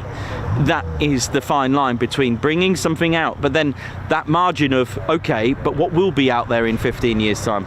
And that's the technology, and you know, the designers and those that make the aircraft have to think about making it future proof. You know, it's learning from mistakes of the past as well as a key thing as well, and what is out there, what, you know, it's all about, you know, from the very day in 1906 with the Wright brothers. And it fascinates me because the leap, you know, from the First World War technology to that end of the First World War, and like we said with the biplanes, you know, Curtiss and the Wright brothers and the Newport, the French were making these biplanes as well. That, you know, that it was going up, and then from the Second World War, I think this kind of is like a boost of technology. When you are in combat, you are forced to make sure that you've got something that can outdo your opponents. That is what it's all about. It's air superiority. The 48 Fighter Wings motto is always ready to, you know, to own the skies, and without the aircraft to do so, you can't do it. So you need to make sure you've got the upper hand. A lot of aircraft are in a response to another aircraft, for example, so the Spitfire 109, that kind of thing, and then you've got the Thunderbolt, the P-47 Thunderbolt, the tank of the skies in my eyes, and my favourite. I love that thing. You know, for me, I think it was probably one of the most effective aircraft of World War II as a fighter for me. Although it was a good fighter, not as nimble as a Spitfire or 109, but its main role was to give out close air support and to be a ground attack. So it was almost like an FGR then role, isn't it? Because I was also learning a bit more about close air support as well yesterday, and close air support doesn't always necessarily mean attacking and assisting your troops in that respect. Sometimes they could use close air support to actually get reconnaissance, to actually see what's out there and then come back. So it's almost like, I suppose, having you know, an aerial view further down to see if you've been trapped. And the P-47s, along with the Hawker Typhoon, they offered excellent close air support for the troops on the ground to advance through occupied Europe and then through into Germany, Berlin, and so on. It was, you know, during World War II, it was crucial for these aircraft. You know, it's all very well having Spitfires, Hurricanes, and P-51s, but sometimes you need just a bit of a tank in the sky and a bit of support. So each Air Force had different roles. I mean, we've spoken about the 9th Air Force. Many of you would have heard the 8th Air Force, but many of you may not have heard about the 9th Air Force during World War II, which was to serve as close air support and to take out, you know, bridges, railway lines, trucks, vehicles. You know, really gave reconnaissance and close air support to the Allies. So that's amazing when you think about technology, how it's grown so much. Fascinating stuff, and hope you enjoy it as well. And the other thing as well, I'll put a post on, do check it out, because today marks the 82nd anniversary of Operation Chastise, which was in fact the Dam Buster raids. And I did a little write-up for you, and I took my time to write down every single squadron code along with the Lancasters. I didn't write the serial numbers actually. That's one thing I forgot to do in the post. But there's a link you can click and it will take you to that 80th anniversary. Almost like display in the sunset, because on 82 years ago tonight, through the early hours of the morning on the 17th, was the daring raid for Squadron X, as they were known, developed into 617 Dambuster Squadron with Barnes-Wallis's special weapon, the Upkeep, as it was codenamed. It was the bouncing bomb, and the modifications that they did with the Lancaster as well. It's amazing. Yeah, it was fascinating learning about using a bit of Pythagoras theorem really to have two spotlights, because I don't know if you know, but the Lancaster had to fly at just 60 feet above the water. 60 feet! That's not a lot on a heavy aircraft like that. And at 240 miles per hour, Barnes-Wallis developed the bouncing barrel bomb as well, with backspin as well. They couldn't use various bombs or torpedoes. If they used the torpedo, there was special nets for the dams. It was amazing to learn about the spotlight, so that fascinated me, to have one straight down by the nose to go down, and they had another one halfway, about 1/3 of the way down under the fuselage at an angle, so it was almost like a triangle. So when the two lights converged together, that was 60 feet, so they were accurate, because some of the barometer altimeters weren't really that accurate, so it was really a precision made. But sadly there were a lot of losses. 19 Lancasters took part, 8 failed to return, with 53 killed in action and 3 made. They thought they were missing in action, but they found out they were POWs in the end. But yes, it was the 2 dams, and learning about the modifications, even taking out the mid-upper turret as well, for weight saving, because obviously the Lancaster was heavily modified for it, which is why if you've got a Lancaster at home with AJ written on it, you'll notice that the turret is missing, and we're already wondering why. Lots of weight saving. Even the bomb bay doors were removed, so the 33-foot bomb bay doors were removed to have and equip the bouncing bombs that were designed by Barnes-Wallis. Barnes-Wallis, working with Vickers, a master of his, very, very intelligent, a great craftsman in developing ideas, especially the geodetic frame of the Vickers Wellington bomber. Absolutely amazing, fascinating stuff. But a recommended book by the Ted Coningsby channel, Mike Sutton's Typhoon, who kindly signed my book. Thank you.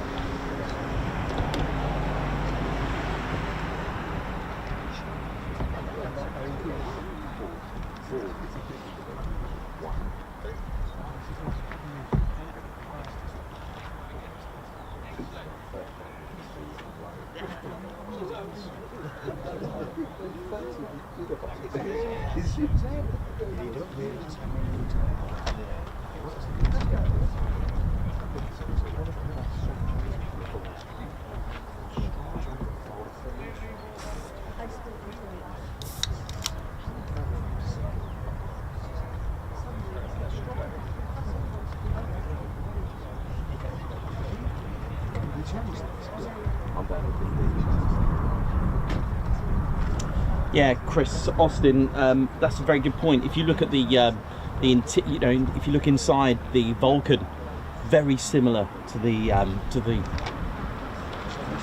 Avro Lancaster, very, very similar. And then you've got the Avro Shackleton as well, which is basically the back end and probably the fuselage of the back, sort of like the half end of it, shall we say. It's pretty much an Avro Lincoln or Lancaster, pretty much. Amazing, isn't it?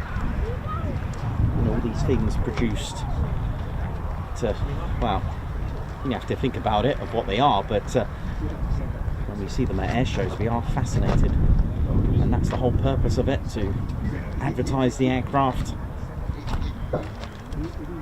Creates jobs, lots of jobs. I was learning, yeah, also, so I don't have one specific area of aviation, well, it is military, but I don't have one specific. I don't just stay with World War II aircraft or just the fighter side. Yesterday I was doing a write-up on Operation Chastise, which I did a write-up for today's post. I was also learning a little bit about a little bit more history about the P-47, just to brush up, you know, because if you haven't done something for a while, you know, it's always good to brush up, you know, just to fine-tune and things, just to get you all in check. Learning about some specific factories that they were building the P-47, bringing in jobs, bringing in employment, bringing in some economy into a particular town or city, with a boost to make aircraft. So, you know, at air shows they do play a major part. They create employment, they create recruitment, they inspire a future generation of pilots and ground crew and other trades of the Air Force as well, wherever you are in the world. Because without displaying an Air Force, you know, whether it is on the ground or in the air, then, you know, how are you going to promote that? How are you going to inspire the future generation? Yes, we have cadets, but it's always nice to see youngsters and us adults as well just in wow. And it's never too late to get yourself into aviation, because don't forget, there are roles, civilian roles, that you can take part in a military type of world. So for example, RAF Cranwell's qualified flying instructors, they're not only a military background, but they also a civilian background as well. So you take note, there are various trades that you can do. One of our good friends is working at Mildenhall, and he was born here, he's British, with a civilian background, working in a military base. So there you go.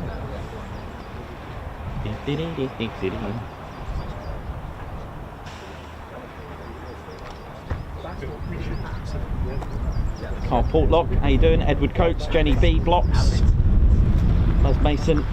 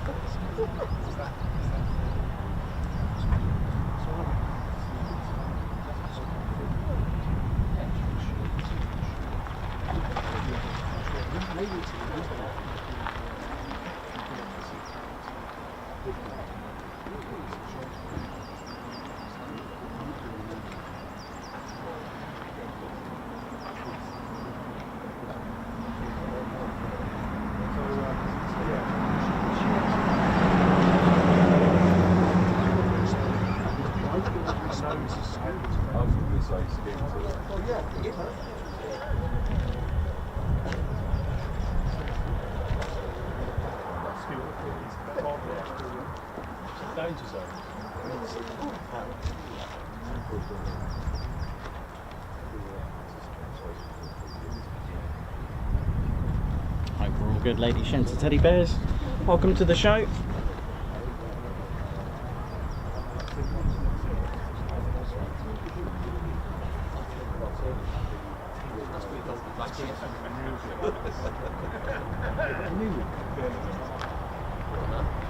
Well, there.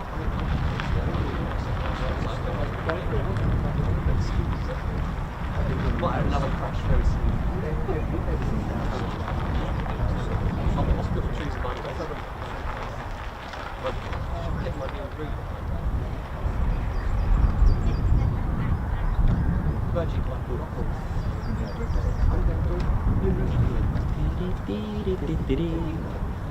Oh no,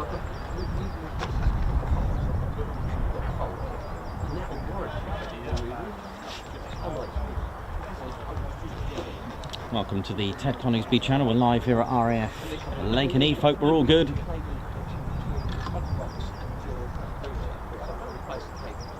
know what? I stood there and it was exactly the same as what it was when I'm like, I'm all right. No, it's all free. Well, I'm on a gig route and I'm upgraded from 1 gig. But the route is on faulty. Who's still talking?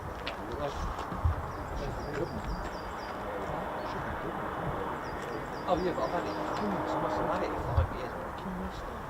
So we've been fortunate enough to get some quick climbs today. Hope you've enjoyed them. It's been a good day. Oh, good morning so far. If we have had all four squadrons out, there is a chance this could be it for the day. So we'll keep a listen out for. We'll just listen out for ATIS. ATIS, the Automated Terminal Information System. Now you may come across it and think, oh, I'll turn that off and lock it out. It's really useful. Every airport's got one where a pilot can tune into it, and it's updated every hour or when there's been a significant change to something, and it's updated so that the pilot knows which information that they've tuned into, if they've got the right information. So each base has a frequency which a pilot in the skies can tune into, and it will be information Alpha, Bravo, Charlie, Delta, phonetic. Okay, and that means, for example, if the last hour was Delta, all right, and it's just been updated to Echo, what this means is Delta's information. So for example, you know, Lakenheath ATIS information system, runway 05 in use, colour code blue, runway status dry, I don't know, cav OK, wind speed, altimeter reading, has all the details, wind speed, wind direction, that kind of thing. Okay, now there could have been a runway change, so we need to change it to information Echo. It'll either be done on the hour, or if the runway literally changed minutes later, then they'll update it. What this means is when the pilot comes into the vicinity with the intentions of landing or doing a low approach, the pilot will say, you know, Lakenheath Tower, this is speed 12, I'm calling in on information Delta. Tower will say, we're now information Echo. So they could have just missed that important information, thinking that we're going to land on runway 05 when it's now runway 23. Hope that makes sense. So like I said, if the wind changes you know, quite dramatically, it's got some hazards going on or anything in particular, maybe a particular you know, something's closed, maybe a pattern's closed, they can't do any low approaches, they need to check. So every hour is checked in and they use a different information. All right, so I hope that makes sense.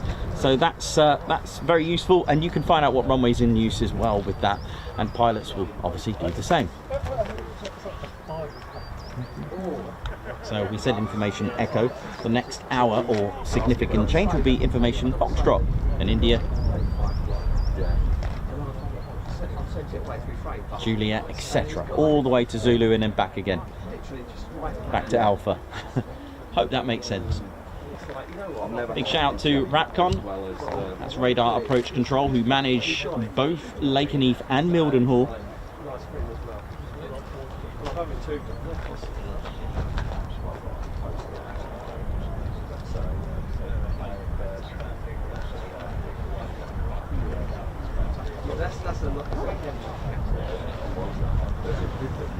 That's when you give it the old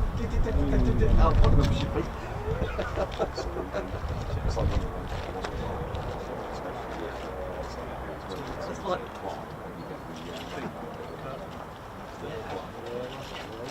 I'm going to get mine out. I'm going to give you a chair. Not a very good one, but it's going to give you a chair.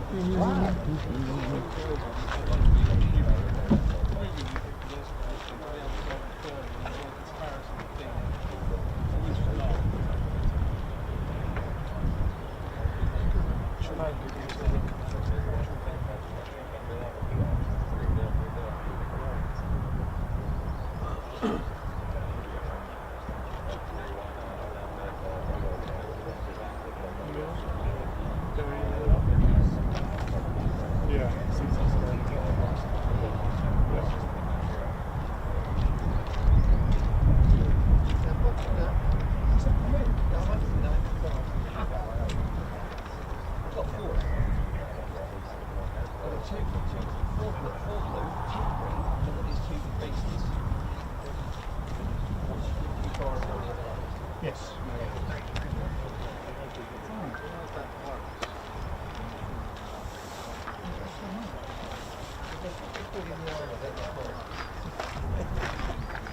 Wake up, fucker.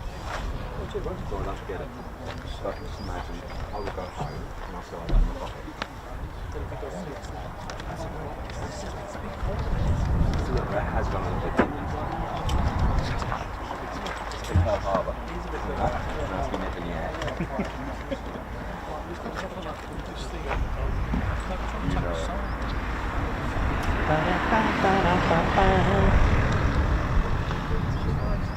Got jelly. Couple of things we can speak about later on if we get a chance. This here, this is the secondary surveillance radar, the SSR. That works with the transponder to make that appear here. And of course, SSRs are dotted around the world. They play a major part in linking transponders to ping on an ATC's radar and around the world. Also talk about the glide slope, the ILS glide slope antenna. This sends frequencies to assist pilots landing in IFR, that's instrument flight rules, so in really bad weather or low visibility, shall we say. This one is the ILS glide slope antenna for runway 23. There is another one, now you know what they look like. There's another one there for runway 05, and that does your altitude. This sends frequencies for the vertical. All right, this is called a glide slope for the glide path. All right, now it's an imaginary path, and here the glide slope is set at 3 degrees. So what that means is, from here, that's the touchdown, that's the glide path, and it raises 3 degrees. Goes up, up, up, up 3 degrees. So a mile away, the correct altitude is around 318 feet. But we'll round it off. Pilots round it off to 300. So every mile is 300 feet. So 2 miles will be 600 feet, will be the correct altitude. So that, what I'm saying is that imaginary glide path allows the pilot to land nicely in very low visibility thanks to this. Now I've got a little diagram here.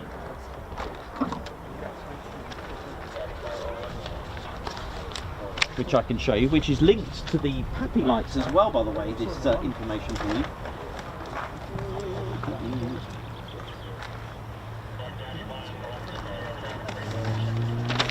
So I did a bit of Pythagoras theorem for you, already done the homework. Now let's have a look if I can show you it, if it shows up all right.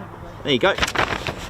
Same with the PAPI lights, those are set to 3 degrees. Actually, there you go, that's the mileage underneath, nautical miles, and the exact feet for the glide path. So that line going up, so I needed to do a bit of Pythagoras theorem there. So at 10 miles out, the aircraft is around about 3,000 feet. To keep it simple, 3,000 per 1 nautical mile, to keep it simple. There we go.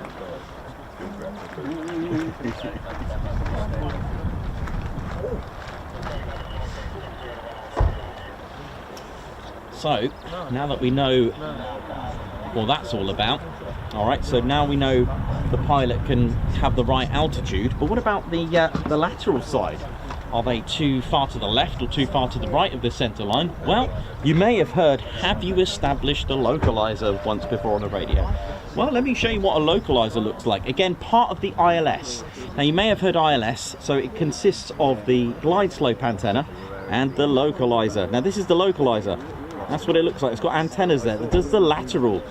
But this localizer is not for runway 23. This goes out, spreads out, which means this is the localizer for runway 05. This does the lateral, where it informs the pilot whether they're too far to the left or too far to the right of the center line. So the pilot will tune in using the ILS frequencies to make sure, so they'll establish the localizer once they've connected to it, which is the type of frequency.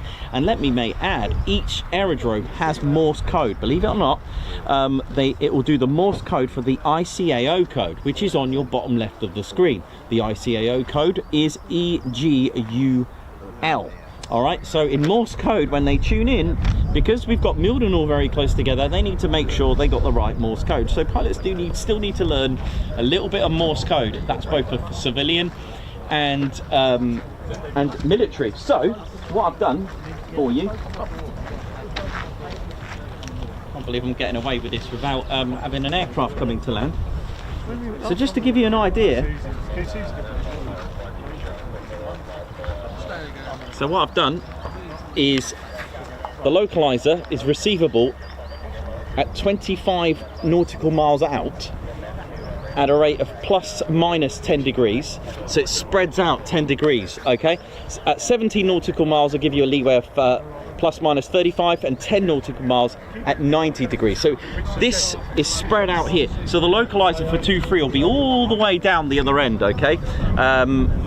That's just a bit of ground speed information. The glide slope, that antenna is done at 10 nautical miles out, which is like we showed you on that diagram. So 10 nautical miles out, you know that the aircraft is around 3,000 feet. Very clever, right? But if you've ever had a look at the ILS gauge inside an aircraft, it's all about the opposites. Pilots will tell you it's all about everything. All the instruments are actually all the opposites. So I used to have a diagram for you, but it's like imagine a circle. Imagine, I'm going to try and get you to imagine it. I did actually have some diagrams, but it's all about having this diamond right in the middle of a cross. Hang on. So I'm going to, sorry about this, I'm really bad. So there's the cross. Now, if the diamond is over here on the left, that means they're too far to the right. So they move their aircraft to the left to get it in the middle. They've got to get it in the middle. So if the diamond is here, they're too low, they're too high, so they've got to lower it to get it right in the middle. All right, so I'll get you a diagram. I might actually do some colourful little pretty little pictures to show you.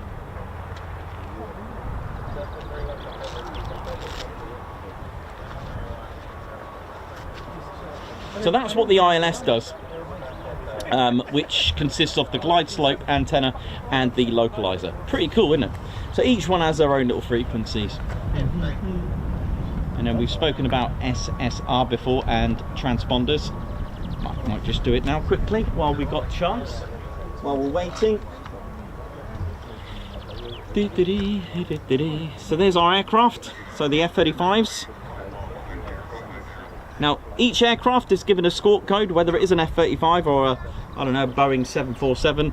Will be given a squawk code. Each squawk code gives ATC and radar all the information about what the aircraft is doing. Each base, each airspace has its own squawk code as well. There is no 8 or 9 in it. It's a 4-digit number. All right, it's 4 digits, and the pilot will key in the squawk code. And like I said, each squawk code means different things. If they've been low level, it's 7001. That's the squawk code. Danger areas 7002. Parachute drops 0033, I think it is, etc., etc. Each one means something different. There's also a conspicuity 7000 where it's about to change and be handed over to another serviceable area, for example, so that you may see 7000. It's going to change to something else. Okay, so so a pilot on departure details. Before I give you that, there is a nice free ship of aircraft coming in.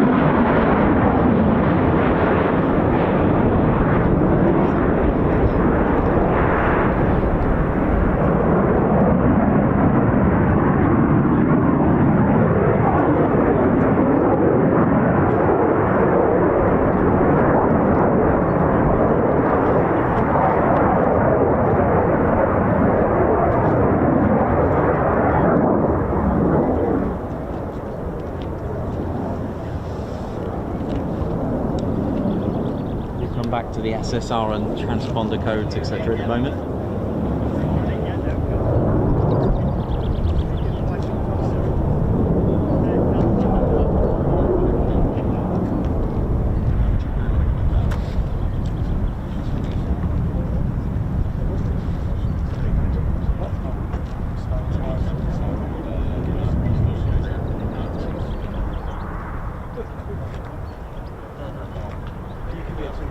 Oh, low approach, look at this.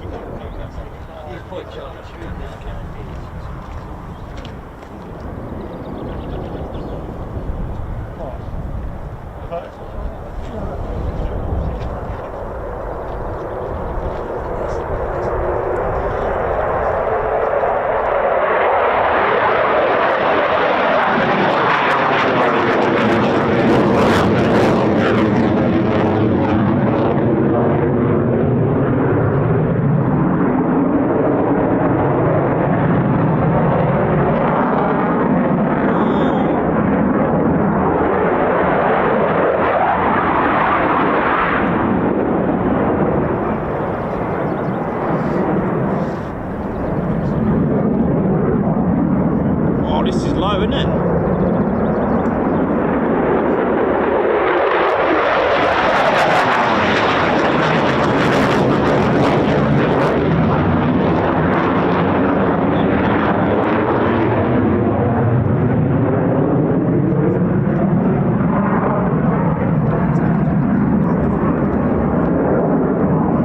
Beautiful. Oh, yeah. Ho, ho, ho.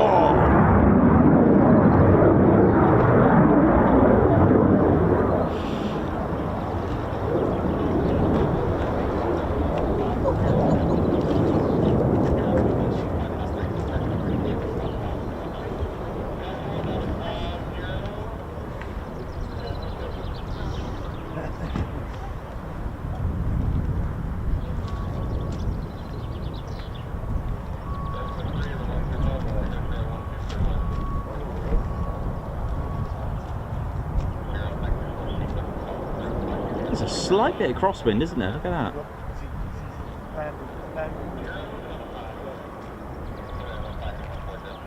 Oh.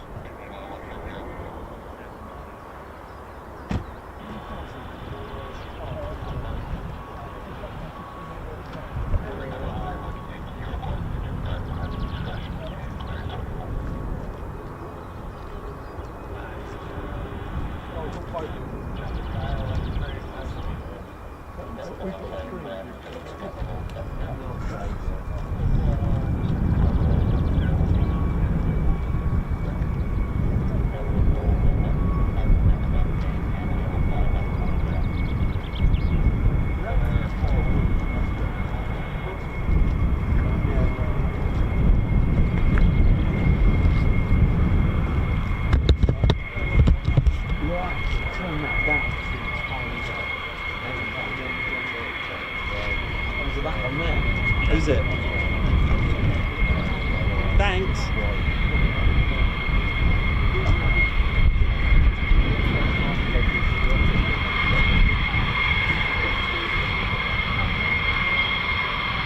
Thank you.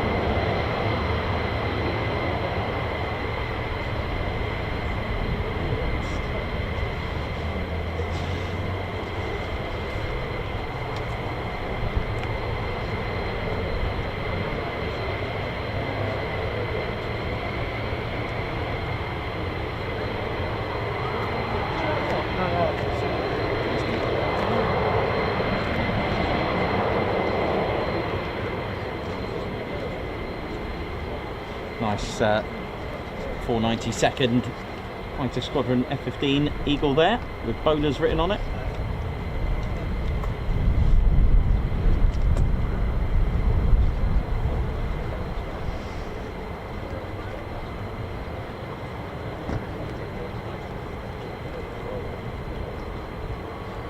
Ted's flown with the bowlers in February 2023.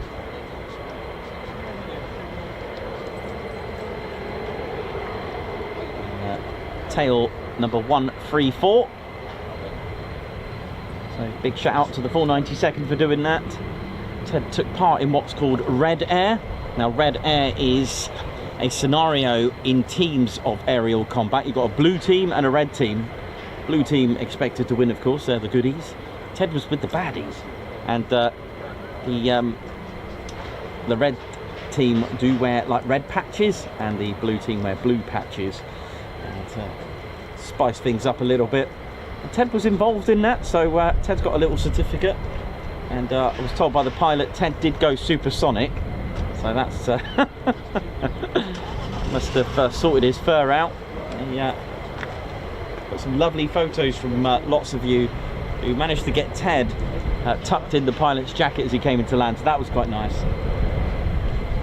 So appreciate that, everyone who took photos.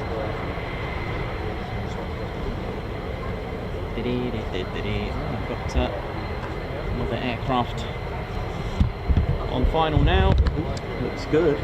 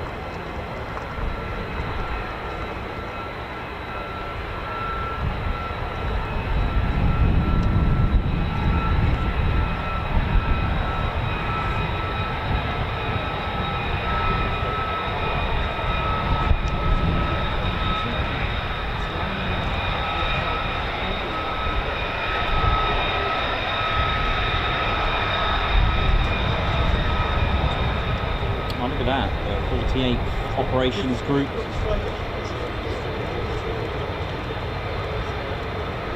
That is the flying component, the 48th Operations Group. Of course, the wing extends out to all trades and various roles of the that makes up an air force and a wing.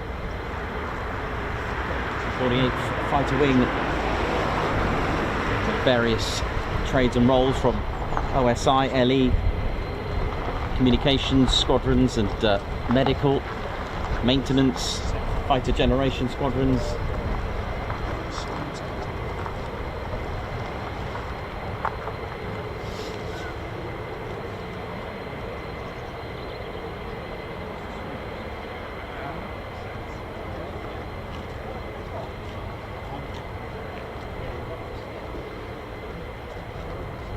Mission Support Group as well. I'll give you all the groups. Got the 48th Mission Support Group.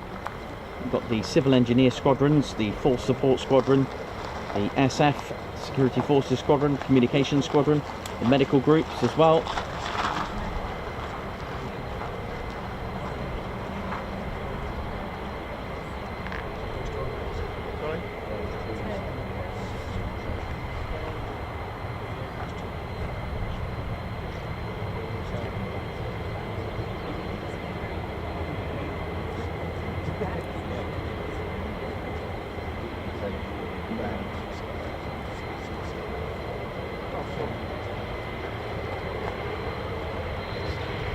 Okay, we've got another 2. Looks like they're using the ILS as we just spoke about. So that glide path, that imaginary 3 degree, almost draw a line if you can have more than one aircraft in sight. You can almost draw a line from the touchdown, from the glide slope, 3 degrees. So now you know 1 mile out is 300 feet thereabouts. 2 miles out, 600 feet. 3 miles out, 900 feet. So now you know you've got a nice little. Well, there you go. Look at that. You've got 3 in that picture there. You can almost draw a line of. Oh, hello. Oh, here comes trouble.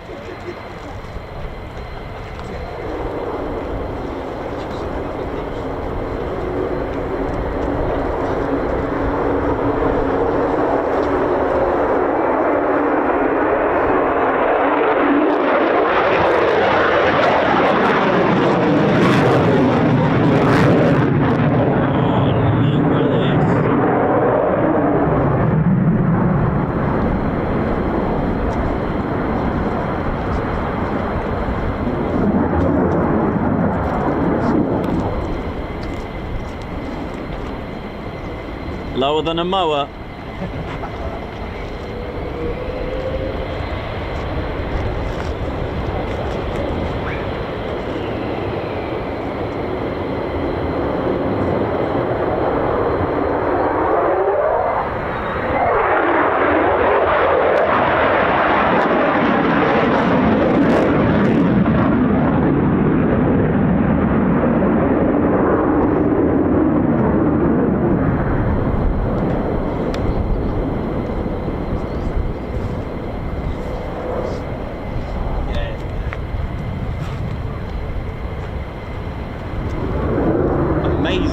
See all those ribbons?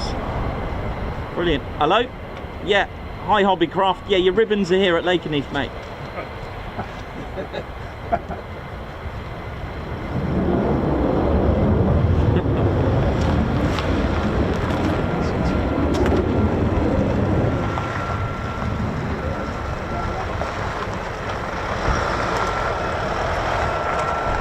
You can see there's a little bit of crabbing or crosswind landing, sorry, with that slight bit of, oh, there's even more up there, I couldn't see. Look at this.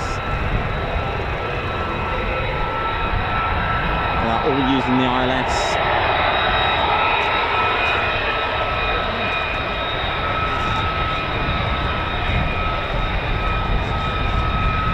Nice to get low approaches here. They really are some added bonus for us. It's not just a, sometimes you get them gracefully done, but sometimes they are a little bit punchy and a bit more aggressive, which for us spectators are just fabulous. I mean, when you throw around an aircraft like this, it really is something. Here we go.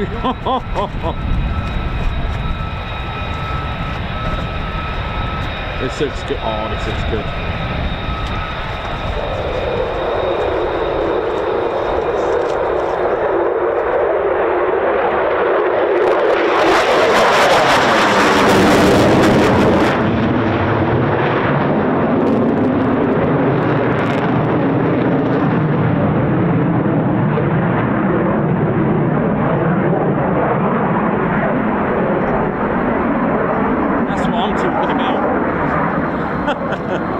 Like that, you know.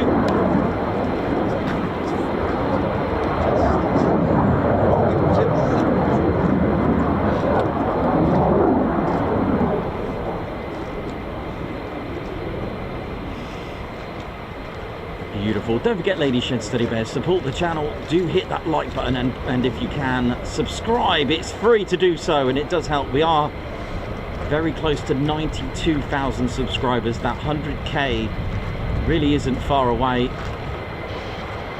Forget Kellogg's, this one is a special K.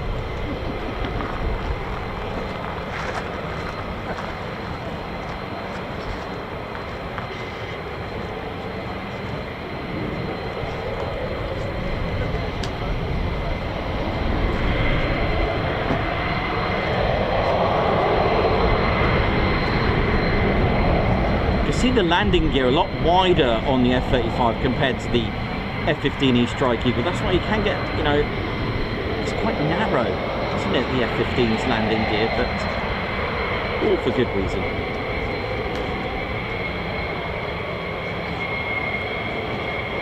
Aero braking, look at this. Using that undercarriage, using the bottom of the aircraft as a huge spoiler to create lots of drag like a parachute. Release the stresses of the braking systems. Let aerodynamics do its thing. And while I was going to give you a little bit of ground crew action, we got another aircraft inbound. 2 to be exact. Seems like they're all coming back now from their training sorties. Again, if you're new to this, don't panic. This is all training.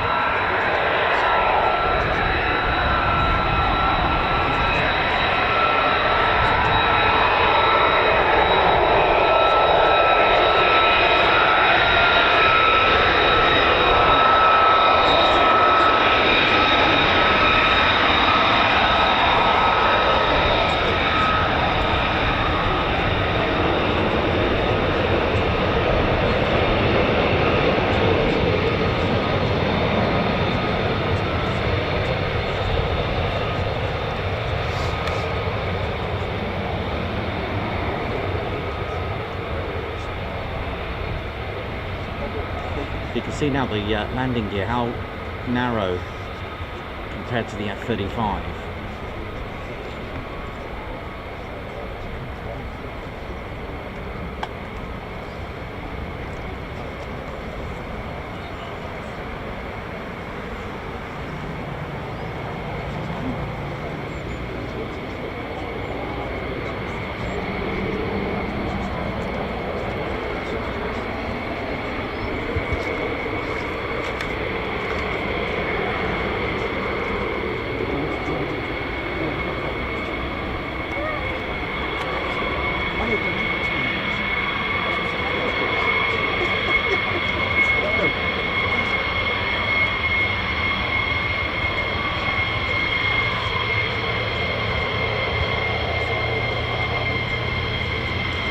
Here we go.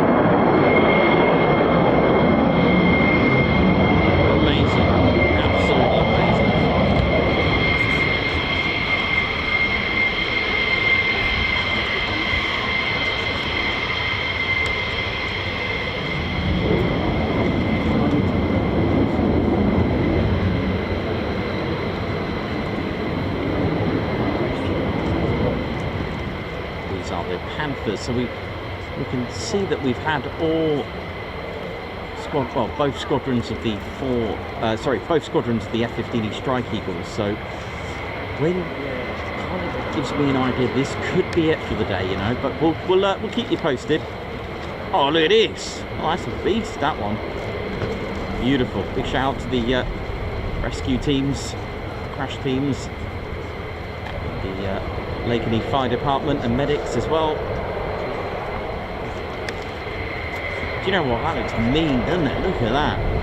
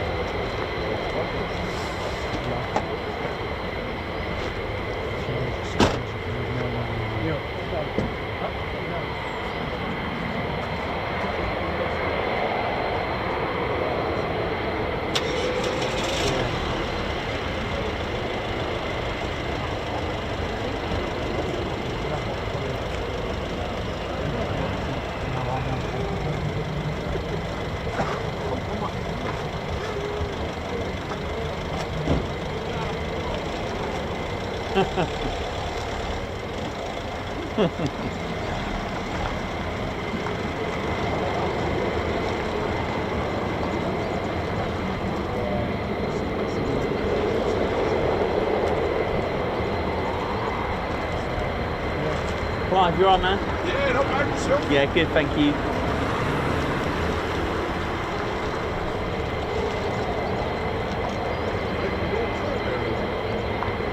Nice.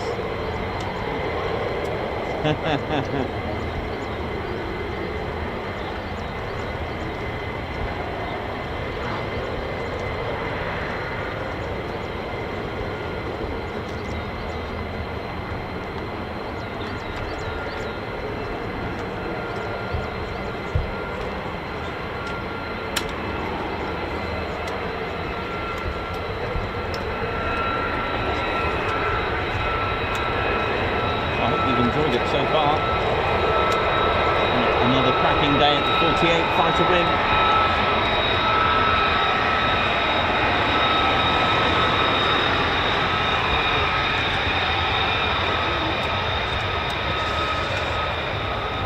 Nice WA tail code there.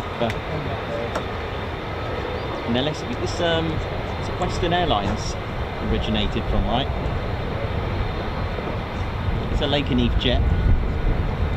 Don't know when it will be changed to LN, but as far as I know, it is a Lakenheath jet now. So just waiting for a.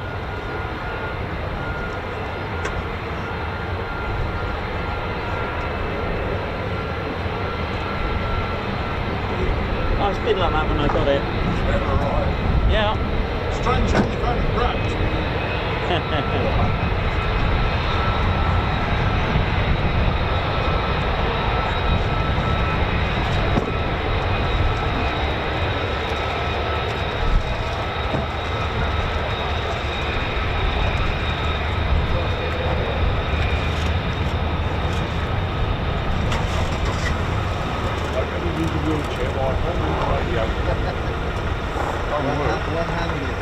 Yeah. Actually, keep the radio to that. Keep it up back. Right? Don't want to run your toes over. Back about. Oh, right next to the second.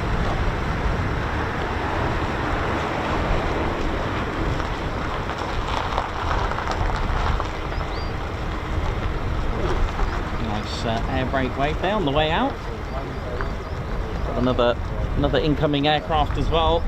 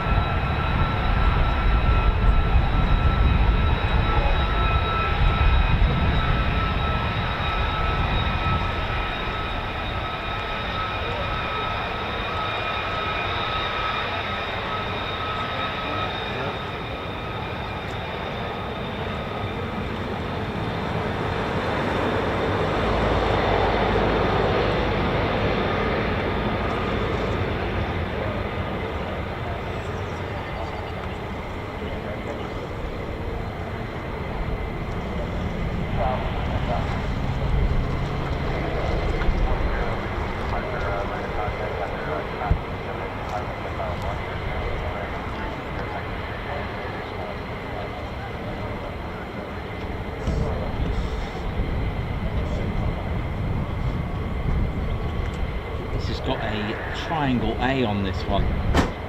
World War II marking there now. It's a bit far away for that, sadly, but there we go. You may have been able to spot some sort of decal on there, some sort of marking, or at least a white triangle.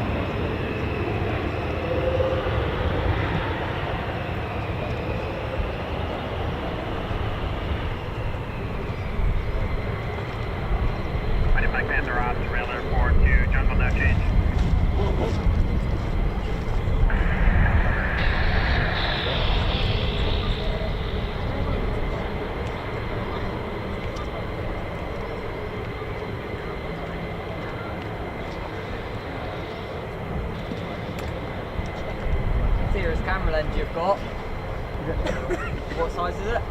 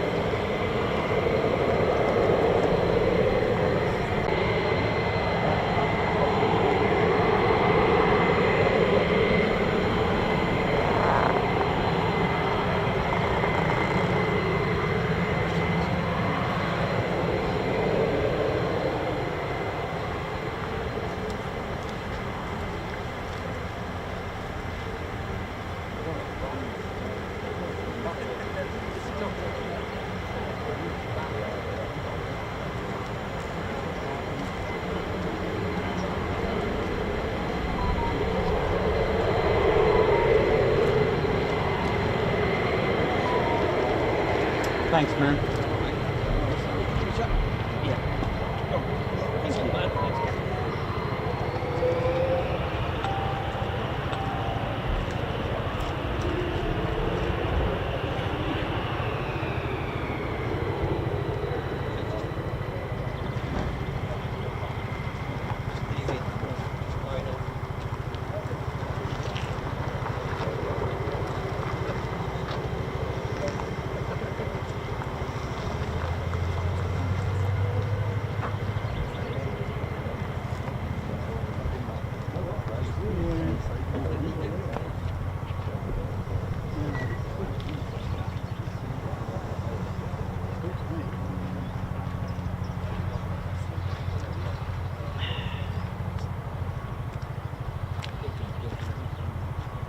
What time did the 35s go out?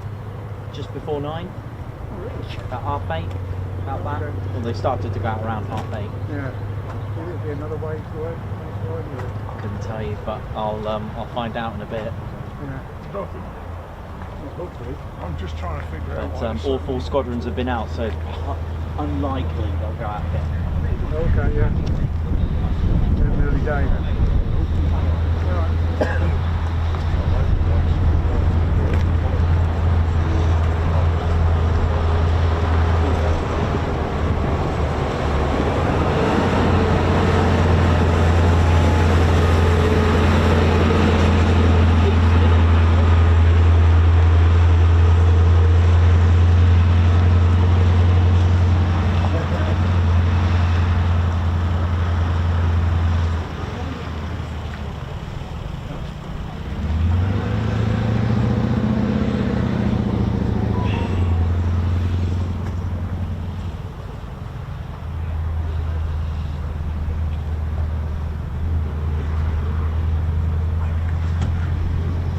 Hey man, how you doing? All right? To see you. You good? Yeah? Cool, cool, cool. Well, I think that's them all back, and now it's just a case of seeing if there's going to be another wave. We've turned up, that's it. What happened last time, wasn't it? Yeah, I think this is it. But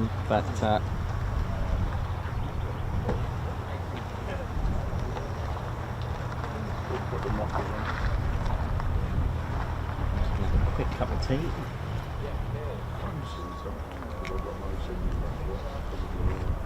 Yeah.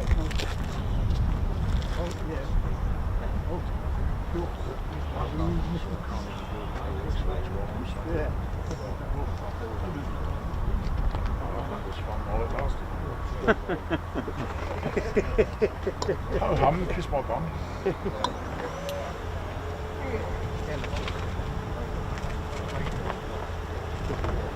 So how you doing? Yeah, good. How are you? All right? You good? Really good to see you. You're right, Yeah, mate, good. brilliant, brilliant. Yeah, you good? Had a busy morning? It's been good. Good fun. We bought some for YouTube. Yeah, there was a delay because the mist just didn't move because there wasn't any wind. But, just like that, really awesome the way that works. Oh, just cleared. Yeah, it's quite fascinating. Like, how's that going to move? And then just suddenly, it's Pressure fascinating. change and a bit of Yeah, temperature. it is. It's quite fascinating.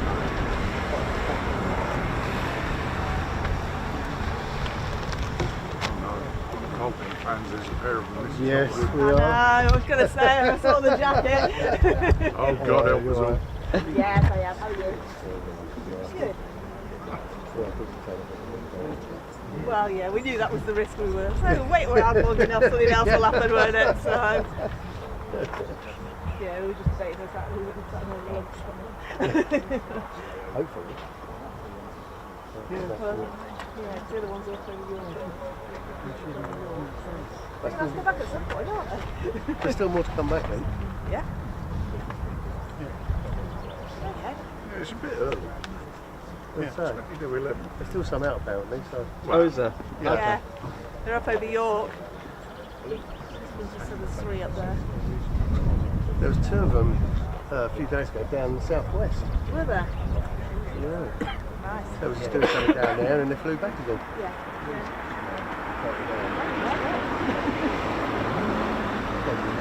Oh yeah, there are still some out. Yeah. Yeah. Good. That's what we like. Not that we want more noise or anything. Welcome to live traffic control here on Coningsby. It's part and parcel of it, isn't it? Yeah, that's it. Next Nikos will actually be ATC for this airfield. You're clear to land as long as you like chucking. You want to drink or anything? No, I'm alright, mate. Yeah. I'm going to go and get a cup of tea. Should I want anything? No, I'm fine. So you feel all right, No, I've got the drink in the bag. Sure.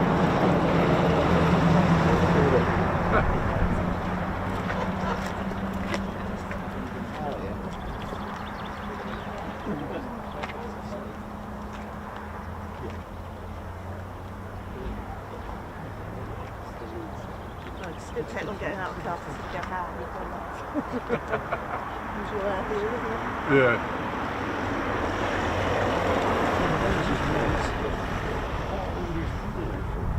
Yeah. It's just an ordinary Friday, isn't it? As such.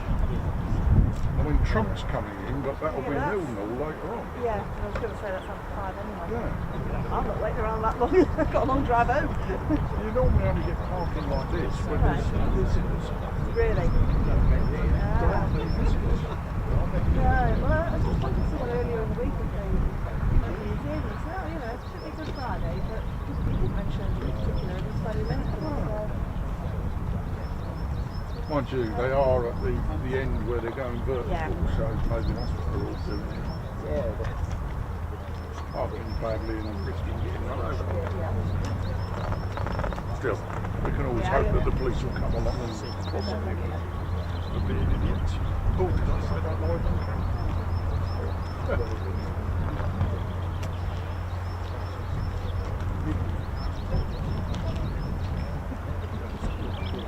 Out from the business came past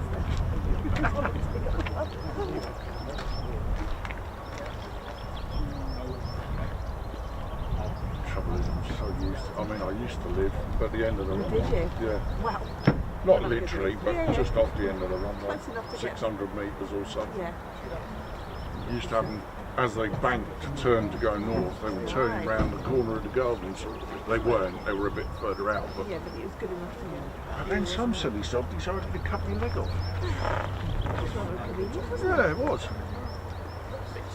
So now I'm living down by Mildenhall. And coming up here soon. Yeah, oh yeah. There's some, I mean, I love watching Mr. Nikos and Ted on, but it's so much nicer to just be here for a change. Oh yeah. Couldn't agree more, mate. Oh dear. The EOR staff are losing. That's not a good sign. You can't leave, you haven't stood out on the taxiway with your flag yet. You alright, Bex? How you doing? Alright.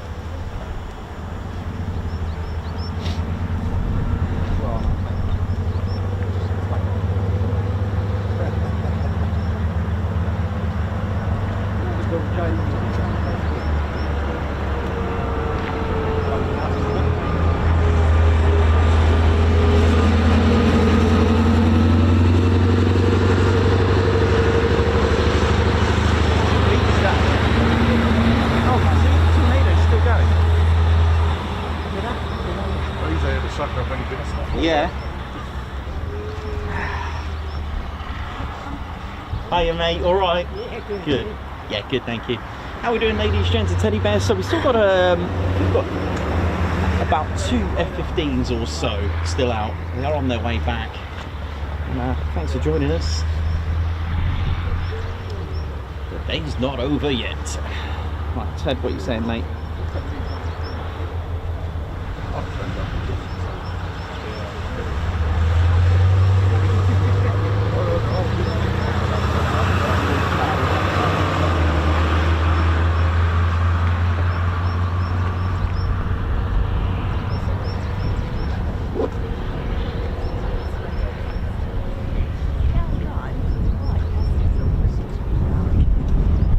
Goodness me, the wind is just picking up now as expected. Now, Squadron Leader Ted Coningsby. How you doing, Ted? You good? You enjoying it? Yeah, we've had one beret down today, but it didn't go far. I'm ready. Yeah, we've got the beret recovery team. and Philip Turner, who's put oi oi, who's been a member for a good 19 months. So thank you very much, Philip Turner, for that. Thank you very much. Synchro Tones as well, member for 20 months. 20 T20s, but time's flown by, pun intended. Thanks for all the great times, Nikos, TCS. Let's ride through storms. Absolutely. The weather's just starting to deteriorate a little bit. Nick Samuels, high five. Thank you for joining our TCS posh officers. Hello. Mrs. Davey with 22 months membership. Wow. Oi, oi, you lovely lot. Thanks for all your support for us both, aka Mr. and Mrs. Davey. Love to you all. Thank you very much, Mrs. Davey. Guards March. Margot, thank you very much for the super sticker. Guards March. Pat Galloway with 15 months membership, who's put what an amazing 15 months it's been. Thank you so much for your kind words, and thank you also for your loyal 15 months membership. Dave Holloway, Guards March, for a beverage on the way home or ice cream depending. Thanks very much, Dave.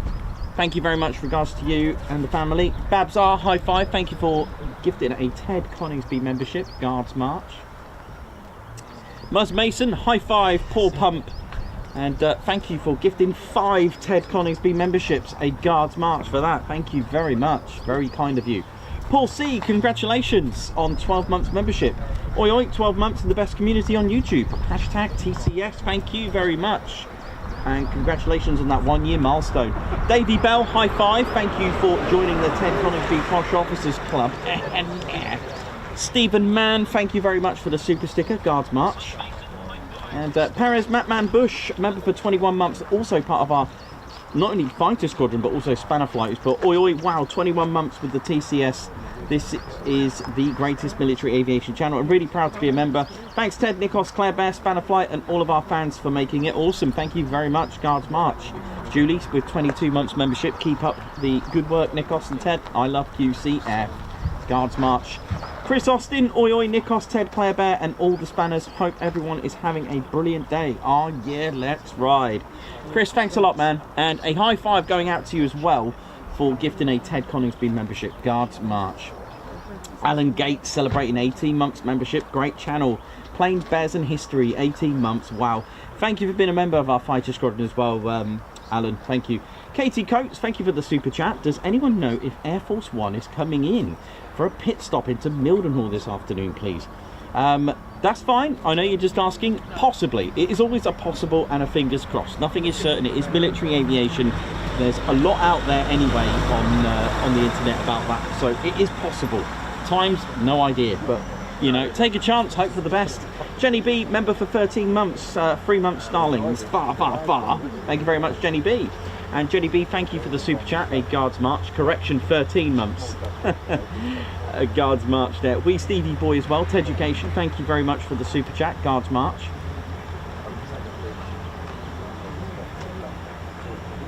Cadwell 5, member for 15 months. Can't believe how long being a member. Loved it all. Thank you very much. I've been a member for 15 months.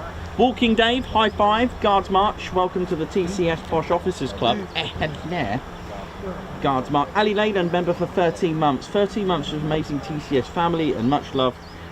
Just now for the love towards my husband at the moment, as his PTSD has hit him hard this week. Oh man, no way. Ali, a bear hug, and I hope he's okay. PTSD is something we do talk about on the streams, and thanks for sharing that with us, Ali. And I hope you are okay as well, because it can affect those that are trying to give support as well. So make sure you are okay, because he can't do it without you. So Ali, Guards March, and Guards March to John, is it? I think it's John. I hope it's John. I hope I got the name right, Ali. Betty Boot 161, welcome to the Ted Coningsby Squadron. High five, Guards March. And RC Warbirds Rescue, high five, Guards March. Welcome to the Ted Coningsby Squadron as well. Ben Taylor, high five, Guards March. Thank you for gifting a Ted Coningsby membership. And RC Warbirds Rescue, who's they're celebrating 2 months membership with the TCS. Iron, who's part of our Spanner flight and also a Ted Coningsby Squadron 27th month member. Happy Quick Climb Friday, everyone. Send it. Oh yeah, they were truly sent. Mark Moody, Guards March. Sorry, not been around for weeks with this LRTI. Hope all is okay. Thank you very much. Hope you're all good, Mark.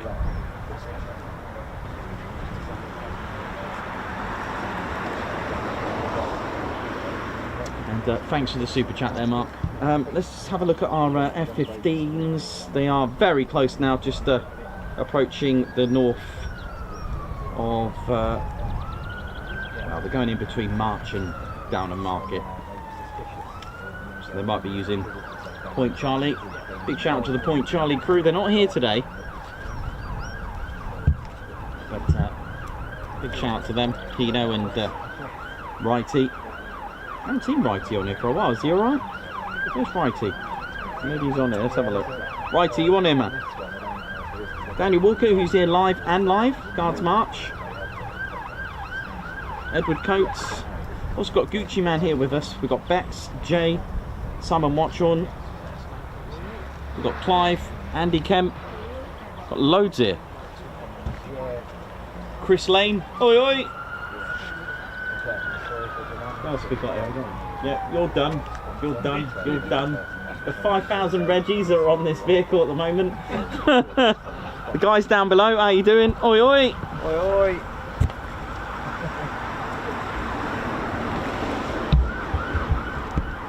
No, Ted, don't worry, mate. We're not in Peterborough. It's fine. I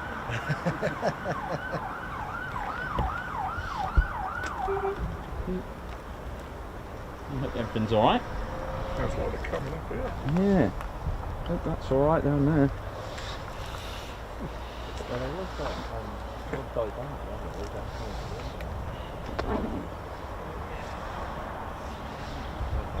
I didn't grab your names down there. Sorry. Danny and Emily. Danny and Emily as well. Anyone else wants to join in?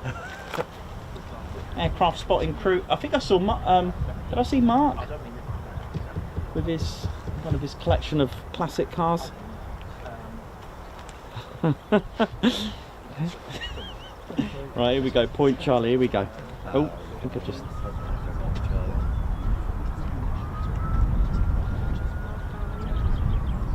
They normally have Point Charlie straight over these trees. They come in straight across the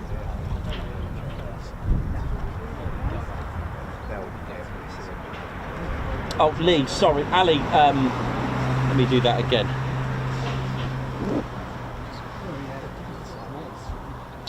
So, Lee, if you're watching, man, Lee, if you're watching, Ali Leyland's husband, if you're watching, just want to say from all of us, thank you for serving our country, sir, and I hope you're okay, man. A bear hug, and I hope you're well. I know it's not easy. I know it's easy for me to say, but I'm fully, and we're all fully with you, and we hope to your mental health recovery, and stay in the green, man. Stay in the green.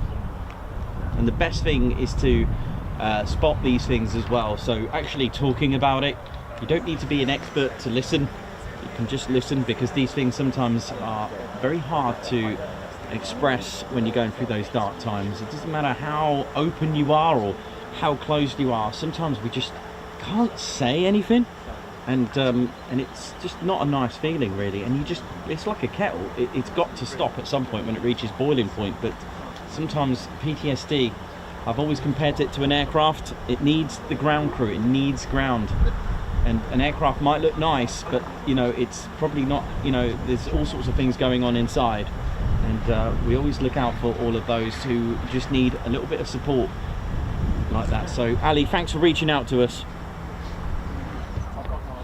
Right, okay, Point Charlie, I think. How far out are they on Point Charlie? I think so. Let me just double check. Oh gosh, advert. Oh no, looks like ILS. No, ILS. Right. Straight down there. Right. Yeah, two of them by the looks of it.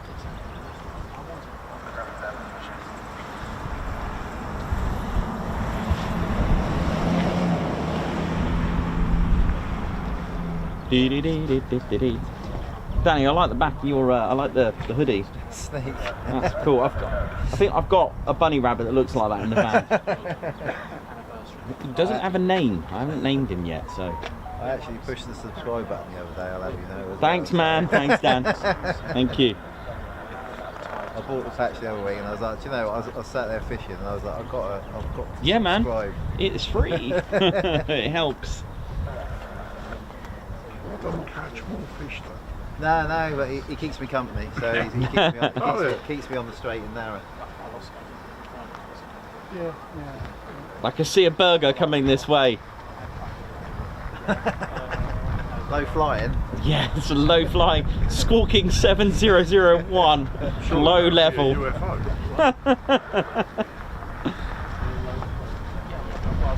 Burger low approach. Bex 01. Keep it low for the show. Yeah. Oh, thank you. Oh, it's a two ship. Yeah, that's fine. No problem. That's not a problem. He's got a burger. Not a in problem. there. Thank you Don't very much. matter. Thank you. Coming in. So, oh, they're in now, are they? Typical. I'll eat it for you. Yeah, I'll hold it. That's fine. I'll keep it warm down the front of my pants. Alright, here we go. I believe this could be our last two for now.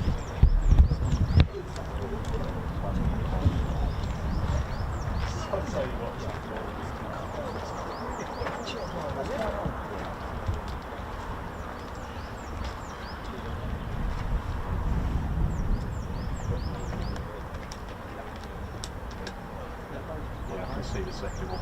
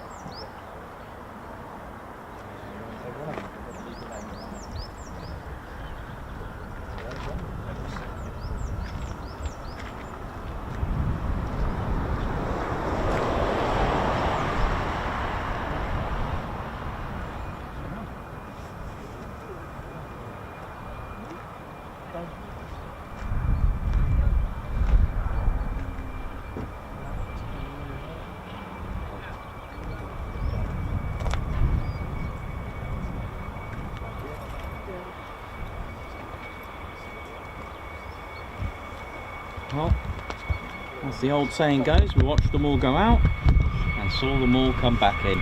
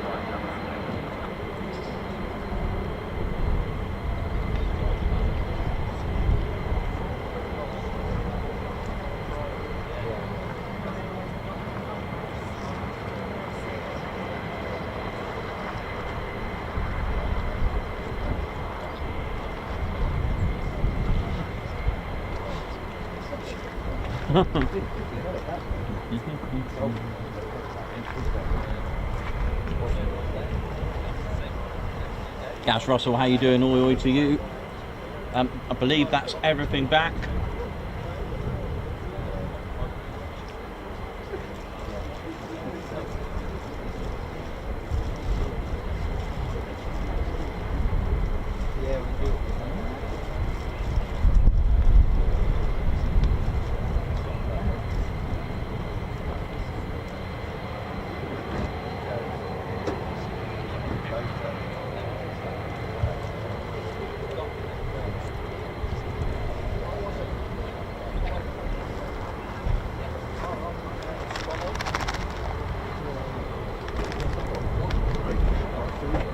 Yeah.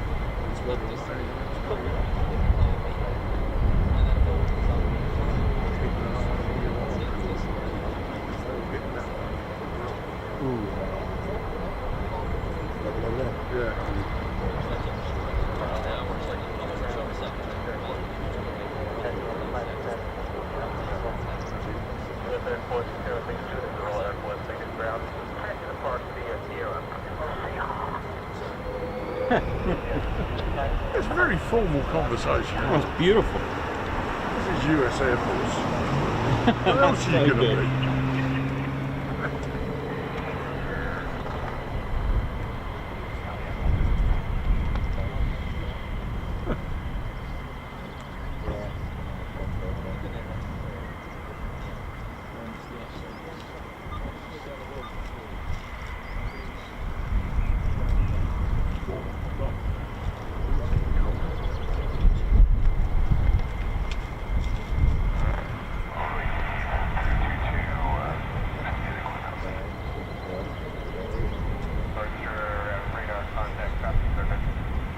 And there we go as we watch our last F-15, or at least our last aircraft, taxi back.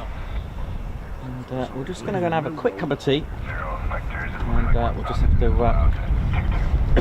keep you posted on the latest.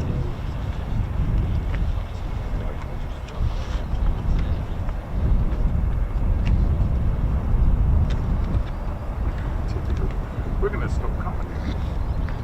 We'll get here earlier. Boring. We'll get here earlier. That's the art of it, isn't it? Here at the crack of dawn and... Oh, hang on. Is he walking out into the middle of the taxiway to tell us it's over? Like they did last time. What's that guy in the middle of the taxiway? If he stops, get out of the way.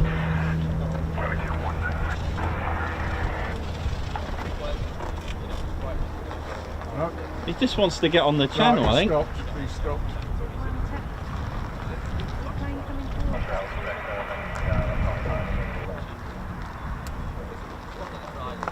forward. Hey. Might as well be it's over.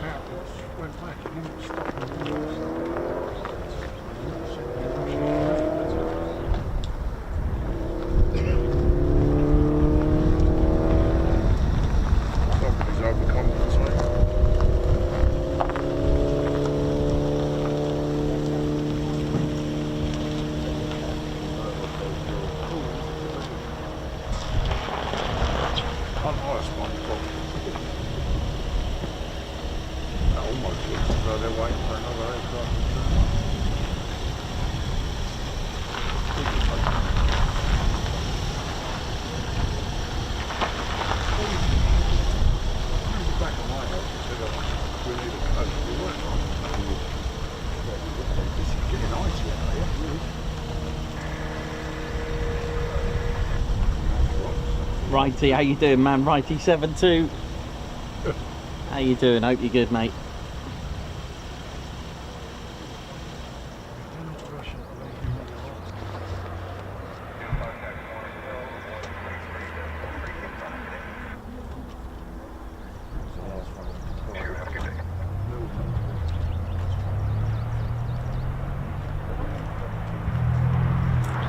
I'll just grab a quick cup of tea and see how we get on.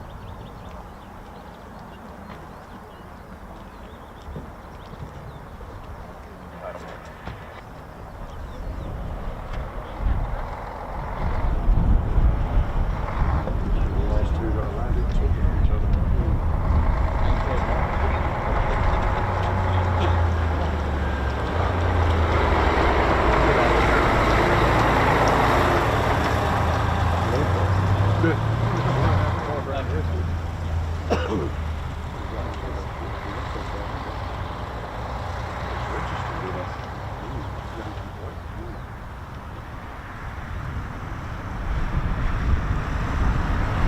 no one is literally teaching him to drive over here.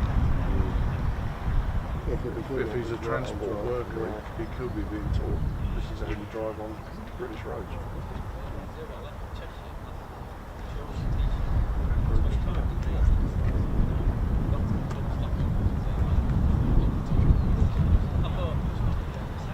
I used to have 3 frequencies for this place, which was radios between all these ground crew. Well, I don't know what they are.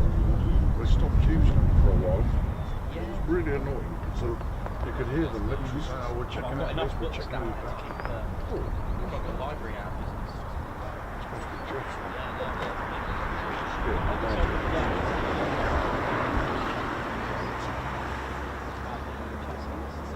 Yeah, that's The wind's still coming, so we're not changing runway. Press rack 2-1, available 100, traffic with efficiency request. This is Charleston C-17's departing Mildenhall. Runway 5, full stop 2. No, there's 2 more coming in runway 5. Nikos, runway 5, full stop for 2. Standing line. Okay, we've still got more then. Okay. I can hear something. Is it F-15? Because they're still there. Yeah. It took about, I'd say about 45 minutes, about that. Yeah, I tried to add my own, you know, some of it is memory and see if it's it was quite interesting learn about the lights this time, and about the triangle, the Pythagorean theorem to actually have the spotlights set at 60 feet. Something's turning and burning out. Oh, hello. The camera. Long time no see. People have done it before. They've always just skimmed it across the pond. Oh yeah. Yeah. F-15 at 44,550 feet. Yeah. Okay, that's good. There's Dornier C-1460. That might be one that left Mildenhall Yeah, long it's ago. very, very I'll never forget that sunset though. That sunset. Yeah, it's just I taken. watched it last night. Yeah. I've seen that video in ages. So it's not the C-17s anymore, it's the F-15s. Well, with something like Left out of 28,000. Oh, he's dropping like a stone. yeah, I do have to play history. No idea. No. Oh, you can see him, stop complaining. I'm just surprised. It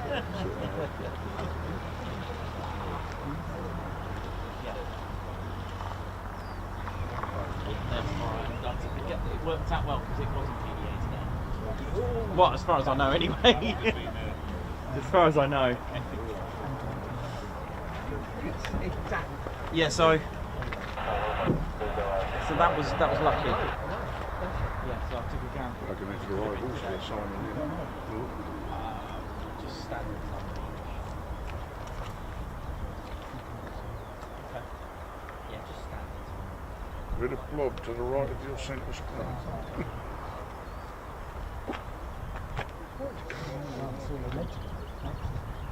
This phone does not like that.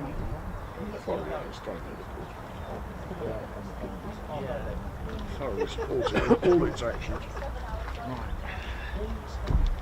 God, the mobile signal here is as bad as it is in your one. How you doing, ladies, gents, teddy bears? I believe we've got an aircraft using the approach frequencies and the arrivals, and the fact that the ground crew are still there just tells me that there's another, or at least F-15s or an F-15 still out. So that's probably why they're still there then, I guess.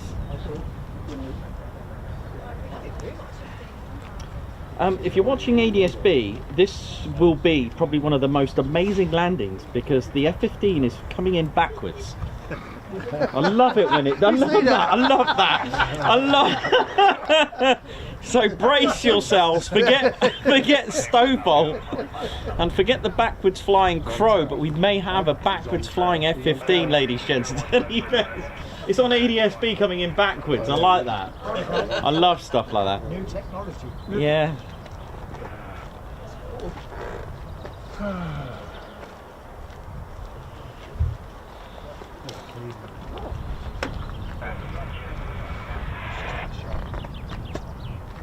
It literally is coming in backwards on here. It's amazing. It's taken after Ted, he flies backwards some of the time. He does. The beret does. Yeah. No, that flies anywhere it likes. Normally when Ted's just about to say something. M. Sam Mark, not Captain Vapor, Jenny B, Synchrotones. How you all doing? Julie Beard, Afro Al, Alex Blackcat, Righty, how you doing? Debbie Solkin, how you doing as well? Christopher Carr, oi oi. Big shout out to Millie and Casey, Nick Ward. Hope you're all well and feeling good. Here comes our backwards F-15 according to ADSB, but So is this backwards? yeah, this is the backwards. Break turn, isn't it? It could be. He's going to pull a J turn.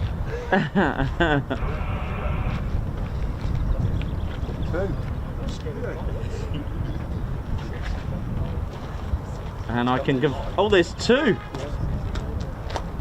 There's two of them. I can confirm it's all good. I'm using the ILS.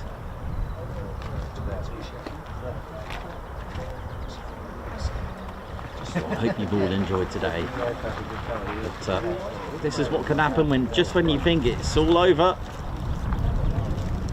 It ain't here. This is the 48 Fighter Wing. But it's very easy to lose count of aircraft no matter how much you think you've got it. There's always an extra one, almost like the baker's dozen scenario, but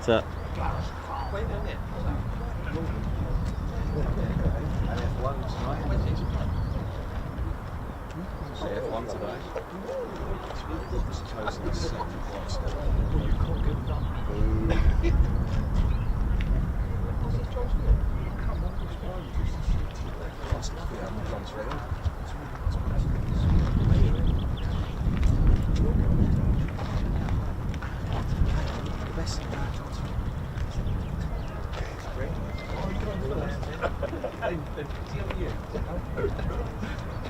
Just don't, what do you call it?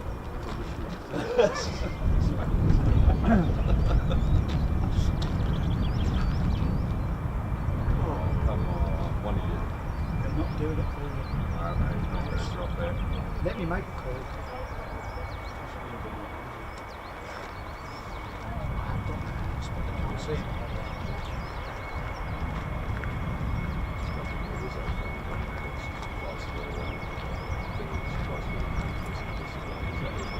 nicely done. You see a slight bit of crosswind there, just sort of pointing the aircraft at the wind, at the crosswind, and then just turning it beautifully at the last minute, or the last second rather.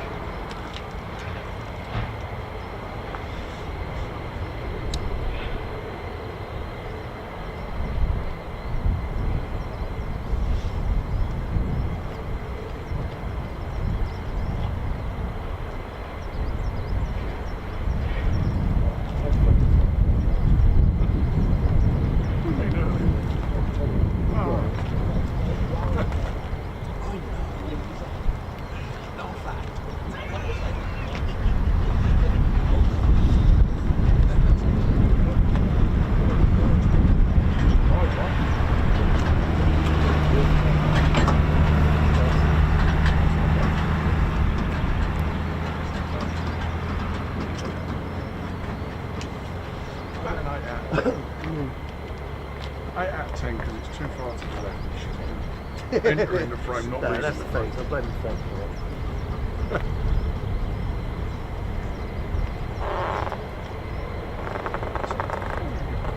Right, find something to set fire to. It's getting cold out here.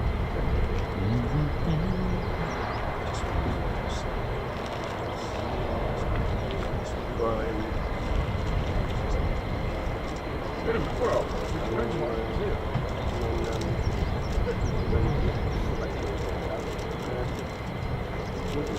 Yeah, can do. I don't know what time Trumpington's due.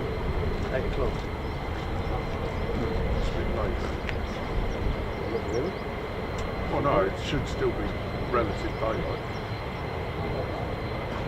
I just want to see what this ground crew do with the injector plug off. I've got a sneaky feeling that's going to be it for the day. I'm going to put this in the... Yeah.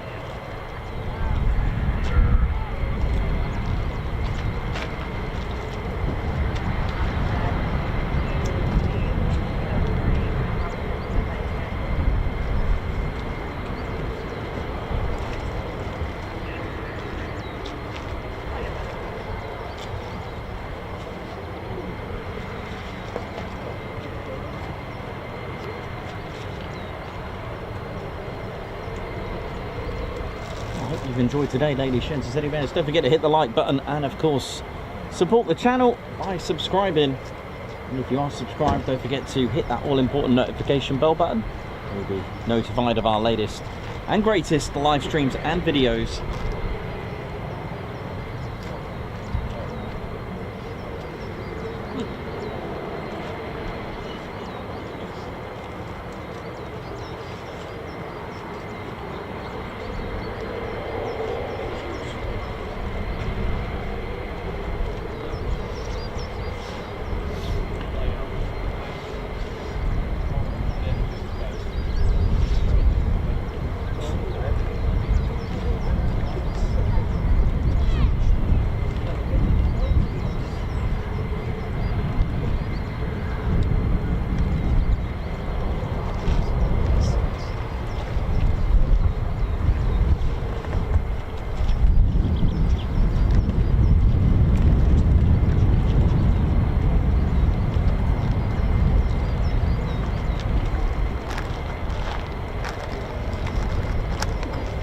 Blowing off there.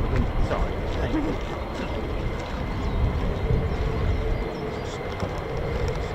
It's supposed to get quite windy later. Later? Yeah, about. It's doing quite well now. Yeah. Oh, it's going to get worse around 2, 3 o'clock. Is it? Yeah.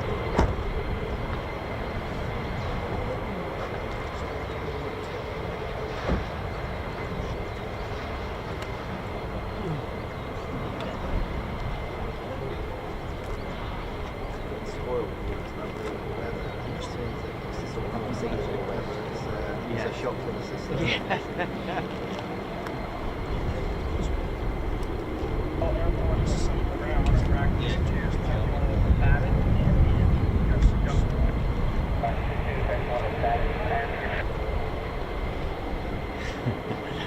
Here we go. Now then, we think this is now the last. So let's have a look.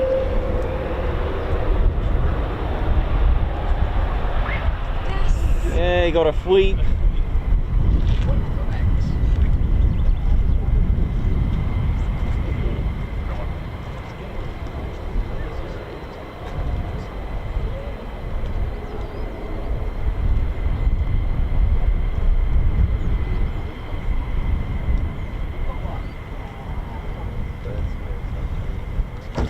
So it looks like the ground crew are now getting into their vans, and this could be it.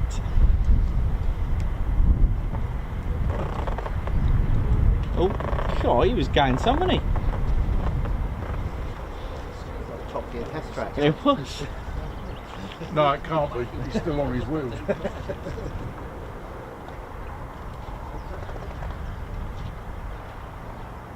Mind you, you can imagine Clarkson in it going, ah!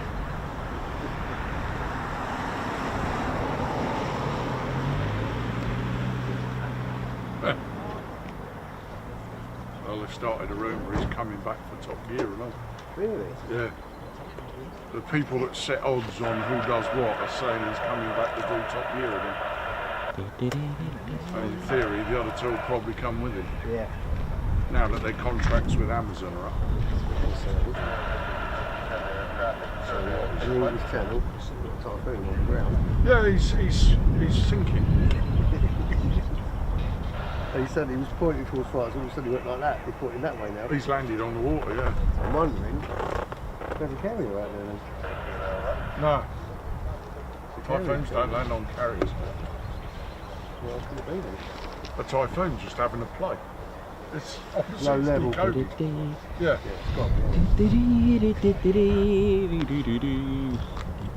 Nick Ward, how you doing? Hope you're all good. Regards to Millie, hope she's all good. A little bear hug there. Hope we're all good. KC as well, hope you're good. And Plane Spotter Tone, how you doing, man? Regards to you and the family. I hear you've got an extra. Nice one, nice to hear. Plane Spotter Tone, nice one. Vicky Booth, congratulations on 12 months membership, Guards March. Congratulations on your milestone. Wow, 12 months. I've flown over the years. Thanks to Nikos Ted and Claire Bear. Let's ride. Ah, yeah, for many more. Guards March, thank you very much. And right here, big oi oi to Millie and KC. Get well soon. Nice one, man. From right T72. I'm getting on with it. Guards March. And I hope everyone is all good. Oh, that looked painful. That looked absolutely painful. If there's any... oh, man. Bear down this one. Is he all right? They're quite good. They're good. Ah! Don't stop in front of me, you rugby. See you later, Nicholas. Oh, take care, you two. Take care. Bye. M7 Mark, how you doing? Hope you're good. Chris Blossom, Davey, Margot, Edward Coates, Forrester, how you doing as well? Hired. Let's have a look at EP65, Mark Dudley, 1CJ, 1CAG, sorry, 1CAG, how you doing? Babs Art as well. Andrew Farley, Fweet Fweet, Mark Garwood, Avro Al, Dave Earl as well. Argan. Ironed some good videos yesterday, mate. Nice one for catching those choppers. Nice bit of Walker and chopper action.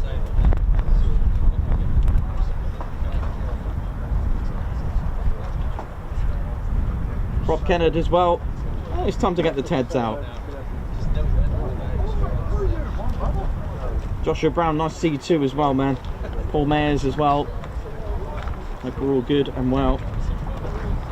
Alex Blackcat, oi oi.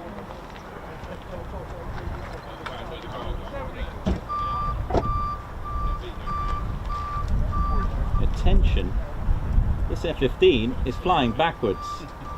Attention, this F-15 is flying backwards. But it could just be for lunch. Yeah. Oh, it probably isn't. But yeah, doesn't look great. But we'll just hang on a few minutes and just keep checking ATIS there to see the status.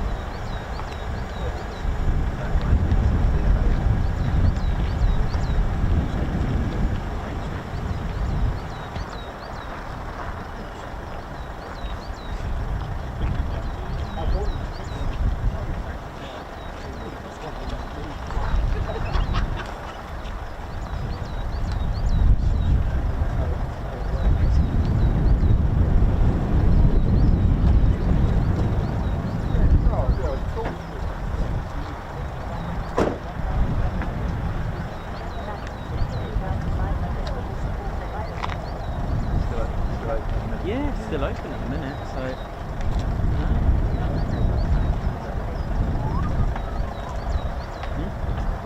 Yeah, they're good. I mean, I don't have it on. You know, when I'm on, there's some things I don't want to put it in. Yeah, for that.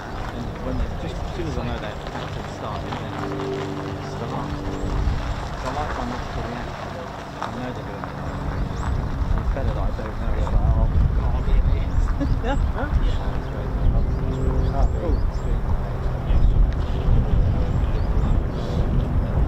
Oh, thanks, man. I'm glad it helped. Yeah, no. Glad it helped. Yeah, it's all good. You should never know what's going to happen. You never know what's going to happen.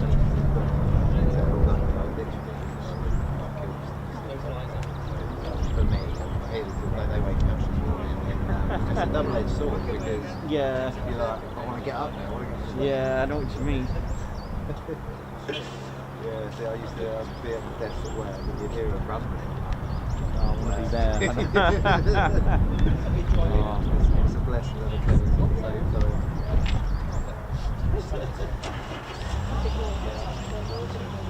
Right.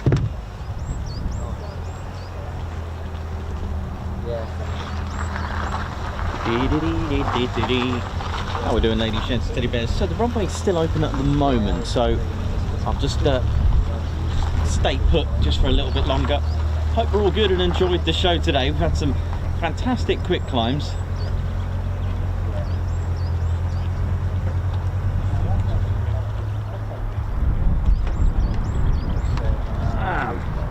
Well, while we're here, while we're waiting, just finish off with the what we're saying about the SSR, the secondary surveillance radar there. So we've all heard of transponders, and aircraft have a transponder where a pilot can key in a specific squawk code, or a transponder code it's called. Let me just adjust my sorry, 2 seconds, there we go. So yeah, the way it would work, transponder, it's like a little keypad, pilot keys in the squawk code. Now you need a squawk code to take off, okay, and that's given by an air traffic controller just over there, and over there, and there's our SSR. These are dotted about around the world, and obviously around the country, and some aerodromes have SSRs, some nearby, okay, and the point is to link all these three together, okay. So the way it would work, a pilot is given a squawk code to key in, which is 0 to 7. It's a 4-digit code, and they all mean different things, and it allows an air traffic controller to know what the aircraft is doing. So it's so this is why, ladies, gents, and teddy bears, like I've always said, aircraft do not turn their transponders off. If they do, they could end up in some serious trouble, especially military aircraft. You can't just fly where they cannot fly wherever they want. They have to submit a plan. It is submitted through various, for example, like Swanic, radar control centers like that, and they need to know what they're doing. They can't just fly wherever they want, but they can request certain areas that they wish to fly to, which again, this is where a squawk code comes into it, or a transponder code. So the word transponder has 2 words in that, transmit and respond. So the squawk code is given something like 0434, let's say. If there was 2 in the flight, it'd be 0435, 0436 and 0437. If there was more, it'd be 1 digit up. Each squawk code means different things. So when a F-35 is going low level, it'd be given the squawk code 7001. If it's entering the any danger zones, it'll be 7002. Okay, that's the squawk code for danger zone. Displays, red arrow 7003, 7004 for a general display, etc. If you're going to do a parachute drop, obviously not in one of these, it'll be 0033. They all mean different things, what an aircraft is going to be doing. So the pilot will key in on departure. They will get given a squawk code from the air traffic controller over there. Pilot keys it in, let's just make it up, 0434. Once the pilot keys that squawk code, it will go to the SSR, the secondary surveillance radar, and it will transmit and respond, hence transponder. Okay, so now that squawk code is picked up by the SSR, and then this is what makes this when it comes back to the aircraft, this is what makes it pop up on an air traffic controller's radar. Not just here, everywhere. It will pop up on a radar. So key in the squawk code, SSR, bounce back, I am here. Again, that's how radar works. It waits for a signal to come back, okay? All radars do that. It's frequencies, and it just waits for it to come back. So once that's come back to the aircraft, it will pop up on air traffic controller's radar, and it will give them the altitude, speed of the aircraft, and of course the squawk code as well. Okay, so if you, like I said, if you were to fly your aircraft, if you're a civilian aircraft, and turn your transponder off, you would be in absolute serious trouble. Plus you could be involved in a collision because no one can actually see you. So it's a naughty thing to do, and you shouldn't do it. So the reason why you can't see certain aircraft on ADS-B is because transponders have different modes. There's A, B, C, I think, and a universal one, which is why when you get an emergency F-35, you will see it because it uses the universal code, because everyone needs to see that you've got an emergency aircraft, which is 7700. There are 3 squawk codes that civilian pilots need to learn. That's I've got to remember them myself now. 7700, that's your emergency. 7600, that is a squawk code if you've got radio communications failure. So again, if you were an aircraft flying around and no one can get hold of you and they're wondering why, instead of activating a quick reaction alert because you're not responding, you can actually let them know. However, it will spark off a little alarm bell as long as you're flying in your flight path. There's also 7500, which is a hijack squawk code. This will be featured, these 3 squawk codes are featured in pilots exams, by the way. So there we go. That's a little bit about the SSR. SSRs have these characteristics. It looks like a radar. I've just broken the piece off the F-35 as usual. I'm in debt from Lockheed Martin now, and this is what the SSR looks like. It's like a primary radar with this rectangular SSR radar with these 4 sort of antennas on there. Yeah, man. Oh, it's just here. Yeah, it's fine. I'm always snapping pieces of this off. I've glued some of it on actually because I keep breaking this.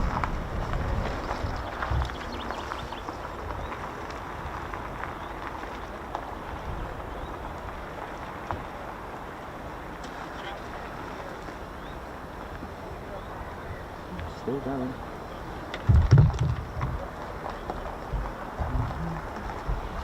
There's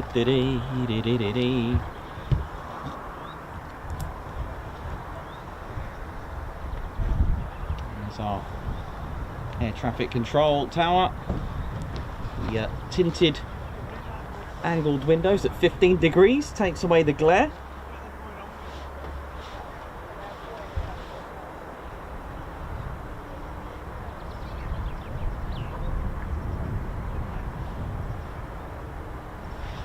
And thanks to all of you for helping us get to 1,000 likes today as well.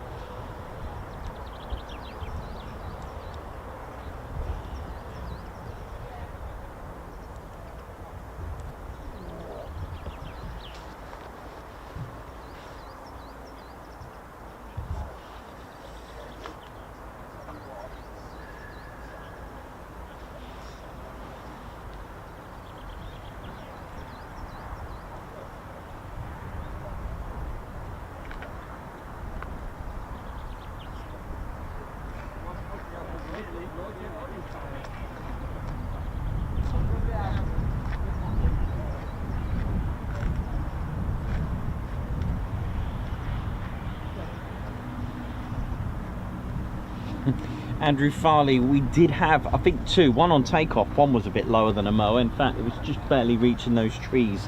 And we had a reasonably low approach. I don't think we had one as low as Tuesday. That was a little bit special.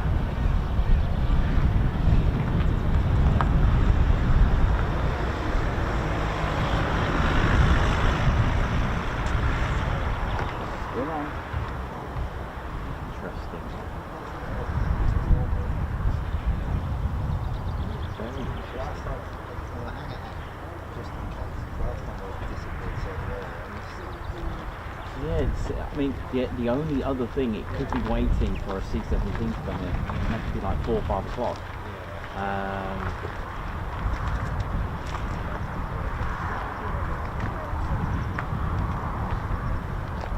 Nasty as well, the way it's changed.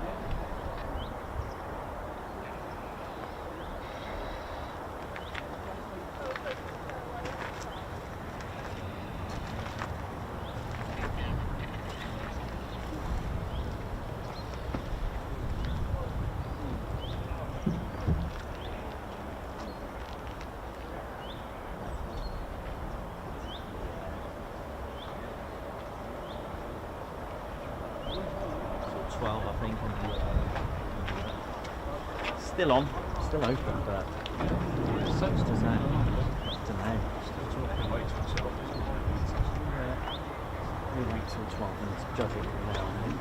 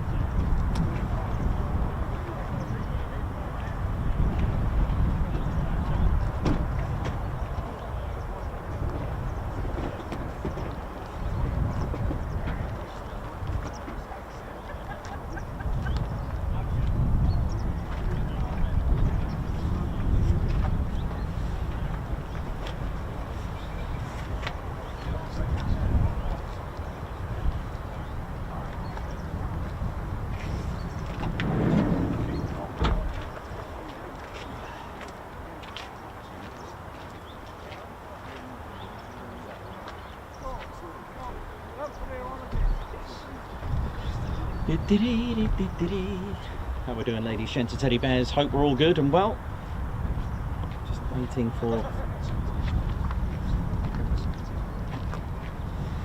waiting for any news if the runway has closed. Sometimes you just have to just risk it. Usually it's not a good thing because you know something will happen when you leave, but it's always good to have solid info that it's done.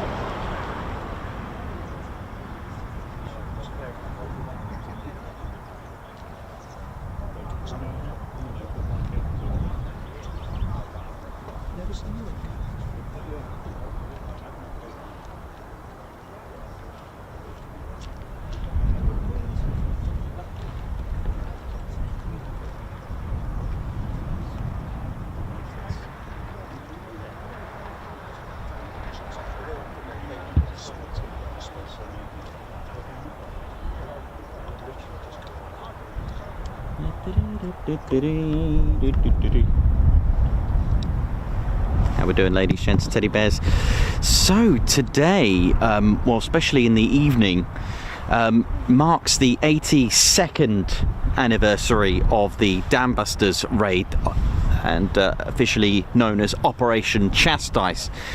And it was on the, we'll go back a little bit, it was on the 21st of March 1943 at RAF Scampton, a new squadron that was a top secret squadron that was formed, and it had a particular mission, a particular top secret mission that they took on and initiated just 2 months later. So a new squadron was designed and developed, and the crew chosen very carefully, and then just 2 months later they were going to do their top secret mission. It was known as 617 Dam Busters Squadron, before official designation was possibly known as Squadron X, by what I found in sources, first of all, to keep it a top secret. And they chose the commander, Wing Commander Guy Gibson, probably chosen for his great career with 106 Squadron at RAF Coningsby. Now, their mission was to attack the dams at the Mon and Edessay in the Ruhr Valley. It is famously known as the Dam Busters Raid, but the actual operation itself, code name, was Operation Chastise. Now, from reconnaissance missions, the industrialized Ruhr Valley was deemed as highly important strategic targets by the Air Ministry. The dams provided the hydroelectric power and pure water for steel making, drinking water, and water for the canal transport system, so it was deemed as a highly regarded asset and a crucial target for the Air Ministry to destroy. But the dams were heavily guarded, along with even torpedo netting as well. So the idea for, okay, we could drop a torpedo, done. But there was special netting to actually stop torpedoes from even destroying it. Now, the heavily guarding of the dams potentially highlighted even more to the Air Ministry of its importance as a strategic target. I mean, if you were heavily defending something, that could mean you obviously got something quite good.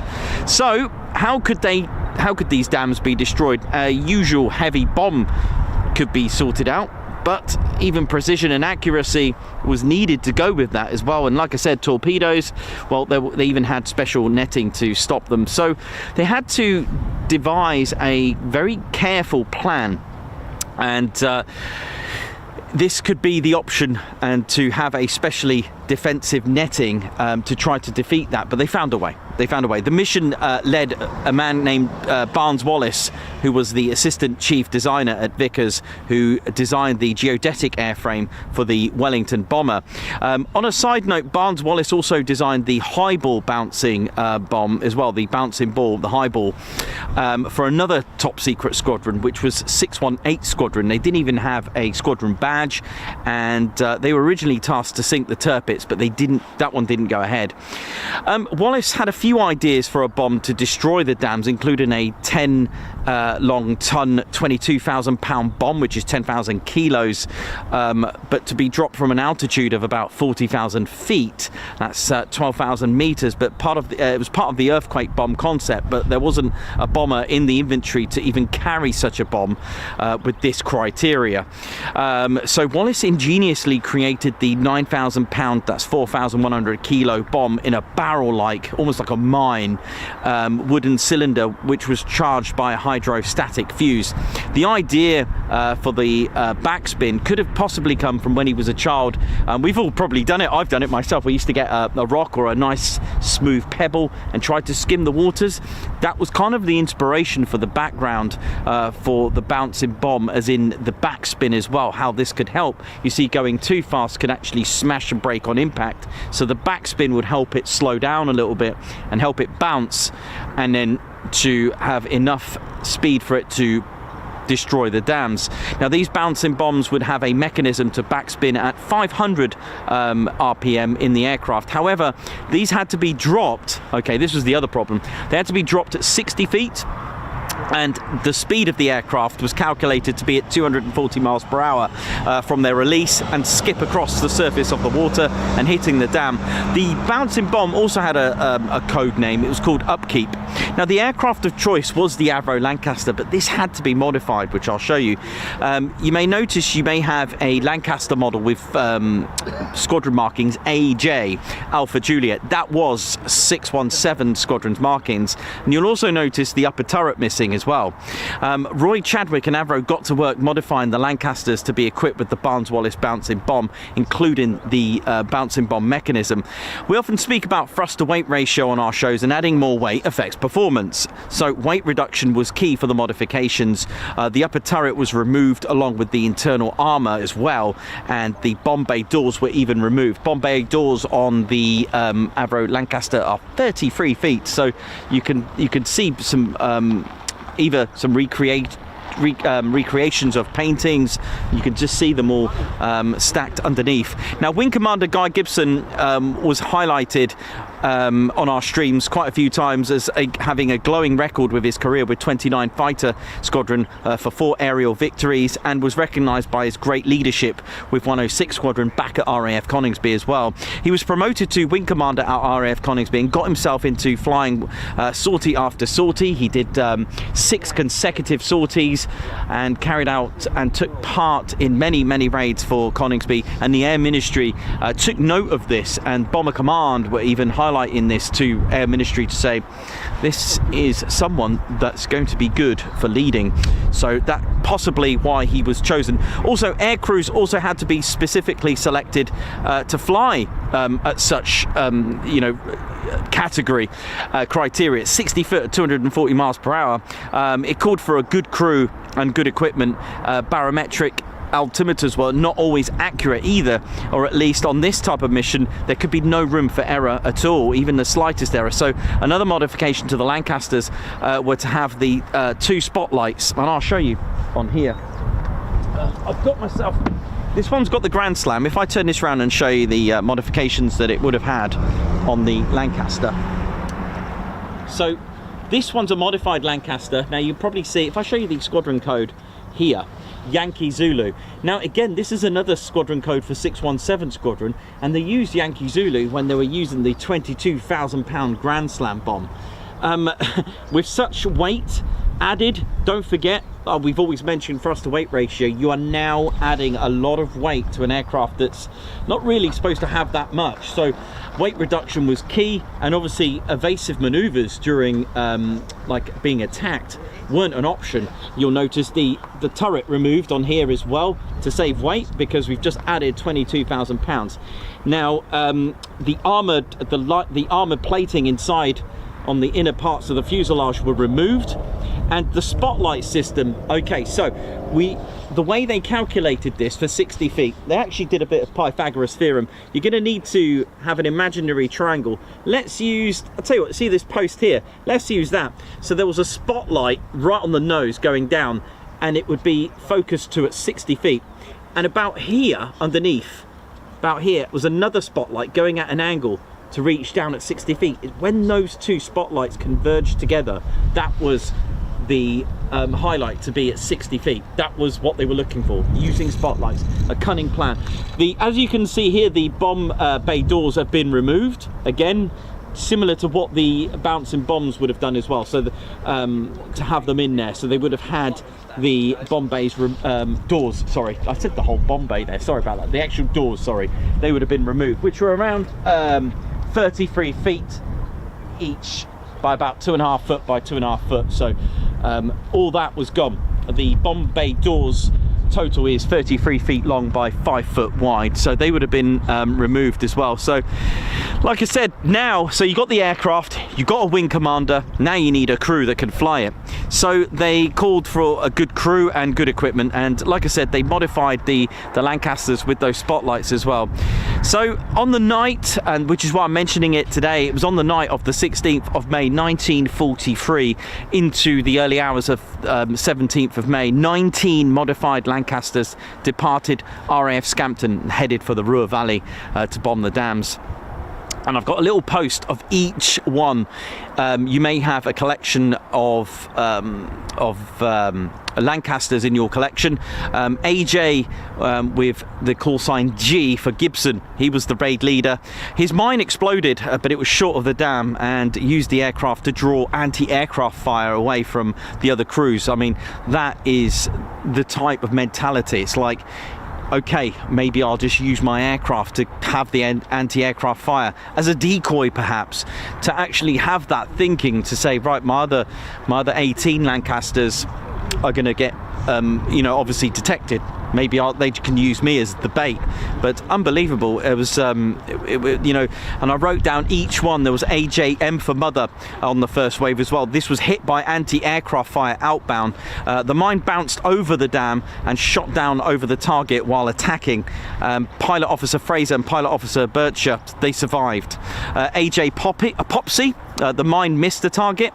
AJA for Apple, mine hit the dam and caused small breach on the homeward flight. Lancaster AJA for Apple was hit by anti-aircraft fire and crashed along with the shoreline 2 kilometers south of the Dutch coastal resort of Castricum aan Zee, and all 7 crew members lost their lives and are buried at Bergen General Cemetery. AJJ Johnny, the mine hit the dam and caused a large breach. AJZ Zebra, the mine overshot target and damaged the bomber, which was shot down over Germany while trying to return.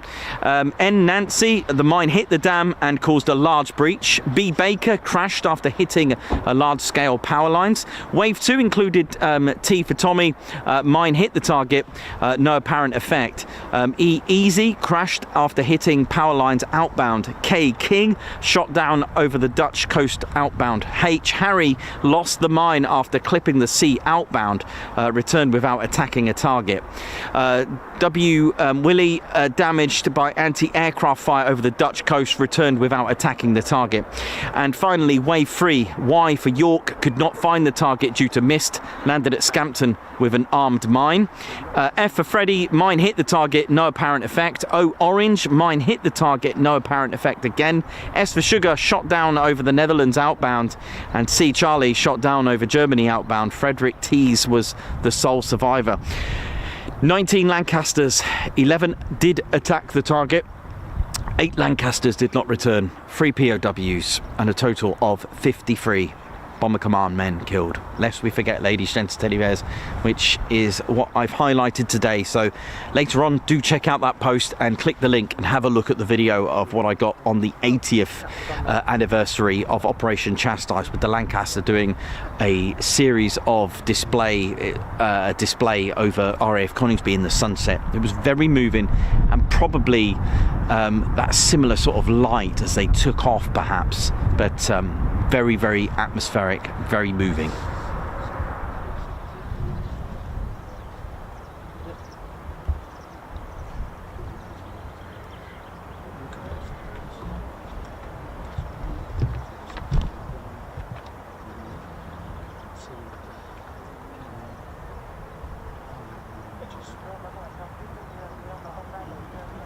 That's it.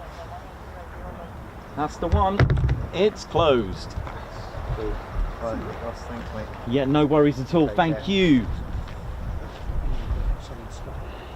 Take care. See you later.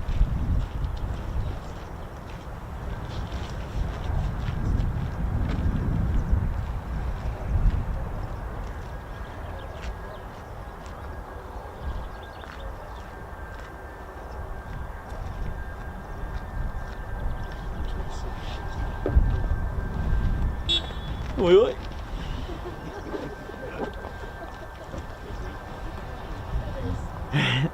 Right, ladies, gents, and teddy bears, as we come to the end of our show, Ted's Guards March for Jane Chu, member for 21 months, Guards March, thank you very much, good to hear.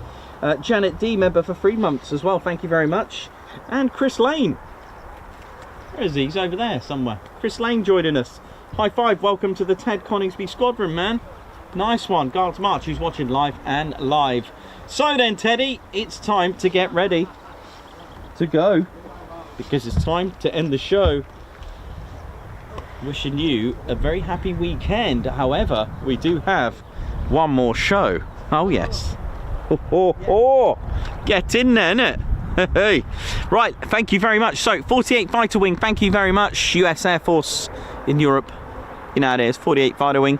Thank you very much for today's amazing flying. So from all of us on the Ted Coningsby channel, my name's Nikos, I'm your cameraman and commentator. This is our squadron leader, Ted Coningsby. You've been watching the Ted Coningsby channel live here at RAF Lakenheath. So for the last time for today, see you soon. Wish you well. See ya!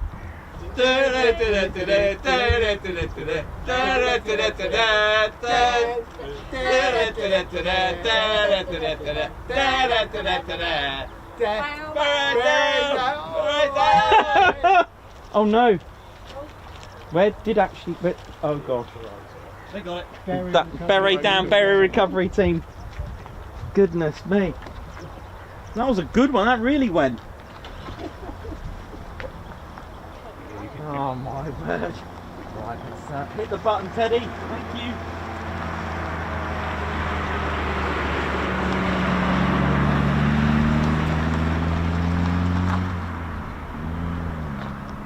Golf India, Brian 71,